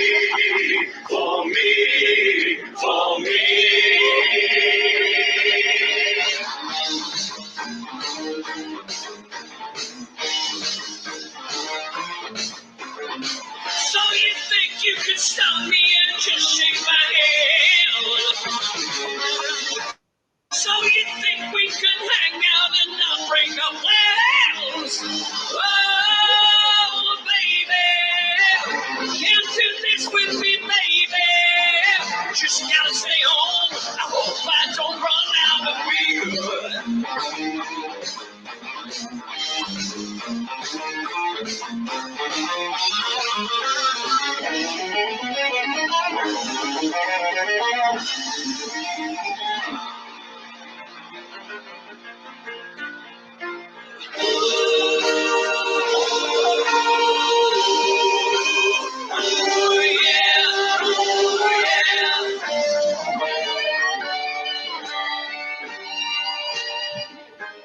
Songs along. The curve could get much flatter. Anyone can see. The curve could get much flatter. You know it's your responsibility.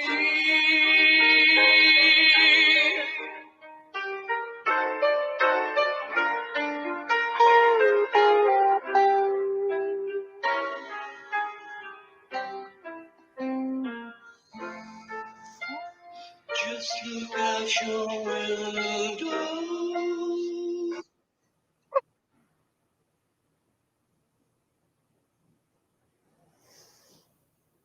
Well, thank you, TIU, Truth in You, for the video. And thank you, Truth Seeker and Matt Gilmore. I really appreciate you guys. And I appreciate everyone here. Well, thanks. We all Thanks got for to. coming on. Yeah. We like when you come on because we don't have to talk as much. Yeah, I'm a talker. You cover everything good. Truth, and you got that from someone else, and I can't remember who he got it from, but I had him email it to me the other day because I just thought it was hilarious. So I put it on my channel. If anyone wants to watch it again, or if you want to share it or anything, it's on my channel. And I also put the link in here. But I hope we don't get our whole stream taken down for it. But I've had it on my channel most of the day, and I didn't get a copyright strike for it, so it should be okay. Why would you get that? Because they're using the music from Bohemian Rhapsody. And they don't like you making fun of COVID, so that's two things. Yeah. Well, I mean, if it's up there and it hasn't been taken down, then I guess there's no problem. Well, they took Truth and Use down, but the other channel it came from, it's still on that channel. So I think it's called Shrills and Dills or something like that. It was some friend of his. And I've had it up for most of the day, and they didn't take it down, so I think we're safe. Cool. Okay, well, thank you for coming on, Matt and Angela, or Angelica, sorry. That's okay. And thanks everyone in the chat. Matt, did you have anything you wanted to close with? I just hope everyone stays safe and go out and vote. Me too. Yes, don't forget to vote. I was really funny. I live in Michigan, and I don't see really that many election political signs, except for like local people down where I live. And I headed 3 hours north today. And as soon as I got about an hour away from where I am here, it's like this place is loaded with Trump signs everywhere. I saw one Biden sign, and it's like some of these yards have 2 Trump signs in each yard, and they're on every corner. And I was just like, whoa, this is great. So I don't know why they don't have them down in the city. I don't see many except for, who's running for the local stuff. So I liked it when I got up here. And so I went online to try to find out like how to get a Trump sign for my house at home. Mm-hmm. And Amazon. well, yeah, you have to buy them, and some of them were like $29. And I was like, I'm not going to do that. So I was actually considering like driving up to the corner later tonight because it's dark out and snatching a sign. But I don't want to do that because I know those people had to pay for them. So Right. I just want to have a Trump sign. But yeah, I figured you could just tell them you wanted one and maybe send them $2, for shipping. They're just like paper. Right. But yeah, they were rather expensive. So I'm not getting a Trump sign. Here's my tinfoil hat, by the way. Oh, It's my yeah. Halloween costume. I'm going as a, conspiracy theorist with my tinfoil All right, hat. you're going to have to put it in a screen share, or are you just going to change your picture and show us? I did change my picture. I'll do it one more time. It's delayed a little bit, I think, between StreamYards and YouTube. My tinfoil hat. I see it. That's great. Thanks. That is so great. I'm surprised kids are going to go trick-or-treating this year. Yeah. Because you would think it's like the people in the house are touching the candy, then they're putting it in your bag, and your kid's going to go home and eat it. Yeah, well, most of our trick-or-treat stuff is shut down this year. There's no door-to-door. Yeah. Yeah, I'm not buying candy this year. Last year I bought a bunch and had a ton left over, so it's like I'm not even going to bother. I'm just going to turn out my lights and pretend like I'm not home. Right. Because I really think that most of these, like if I was going to let my kids go trick-or-treating, I probably would dump their bag and just give them candy I bought at the store. I might let them go because they want to dress up in their costume. But I live like closer to the city, and it's like I don't think I'd let my kids eat the candy, not because of COVID, but just because I'd be afraid people would put stuff in it. Right. It's like I've got, meth heads down the street and stuff like that. It's like I would not want my kids eating that candy. You would never know what might be in it. Right. Okay, well, I'm going to bail. Everybody be safe out there, and happy Halloween if we don't meet again before then. Don't forget to vote, and if you're voting for Trump, do not do an absentee ballot. Go to the polls. Yeah, across the board. I wouldn't trust the mail-ins. I'm not doing the mail-ins. Nope. My son got an application, how they sent the applications out if you wanted a mail-in. Mm-hmm. He's living in his house for like 6 or 7 years, and he got an application for himself and the 2 previous people that lived in his house. Oh, wow. So he's like, he could have sent all 3 of those in and said, send me an absentee ballot and vote 3 times. I mean, he didn't do it. And when they sent me mine, I just threw it in the trash. Yeah, I got one too. I didn't even request it, just got one. Yeah, I didn't request it either. It was just like, I'm going to the polls. There's no way I'm trusting that mail-in. Yep, me either. All right. Okay, I'm going to close it down, everyone. Have a good night. Matt, you got anything to say? Nope.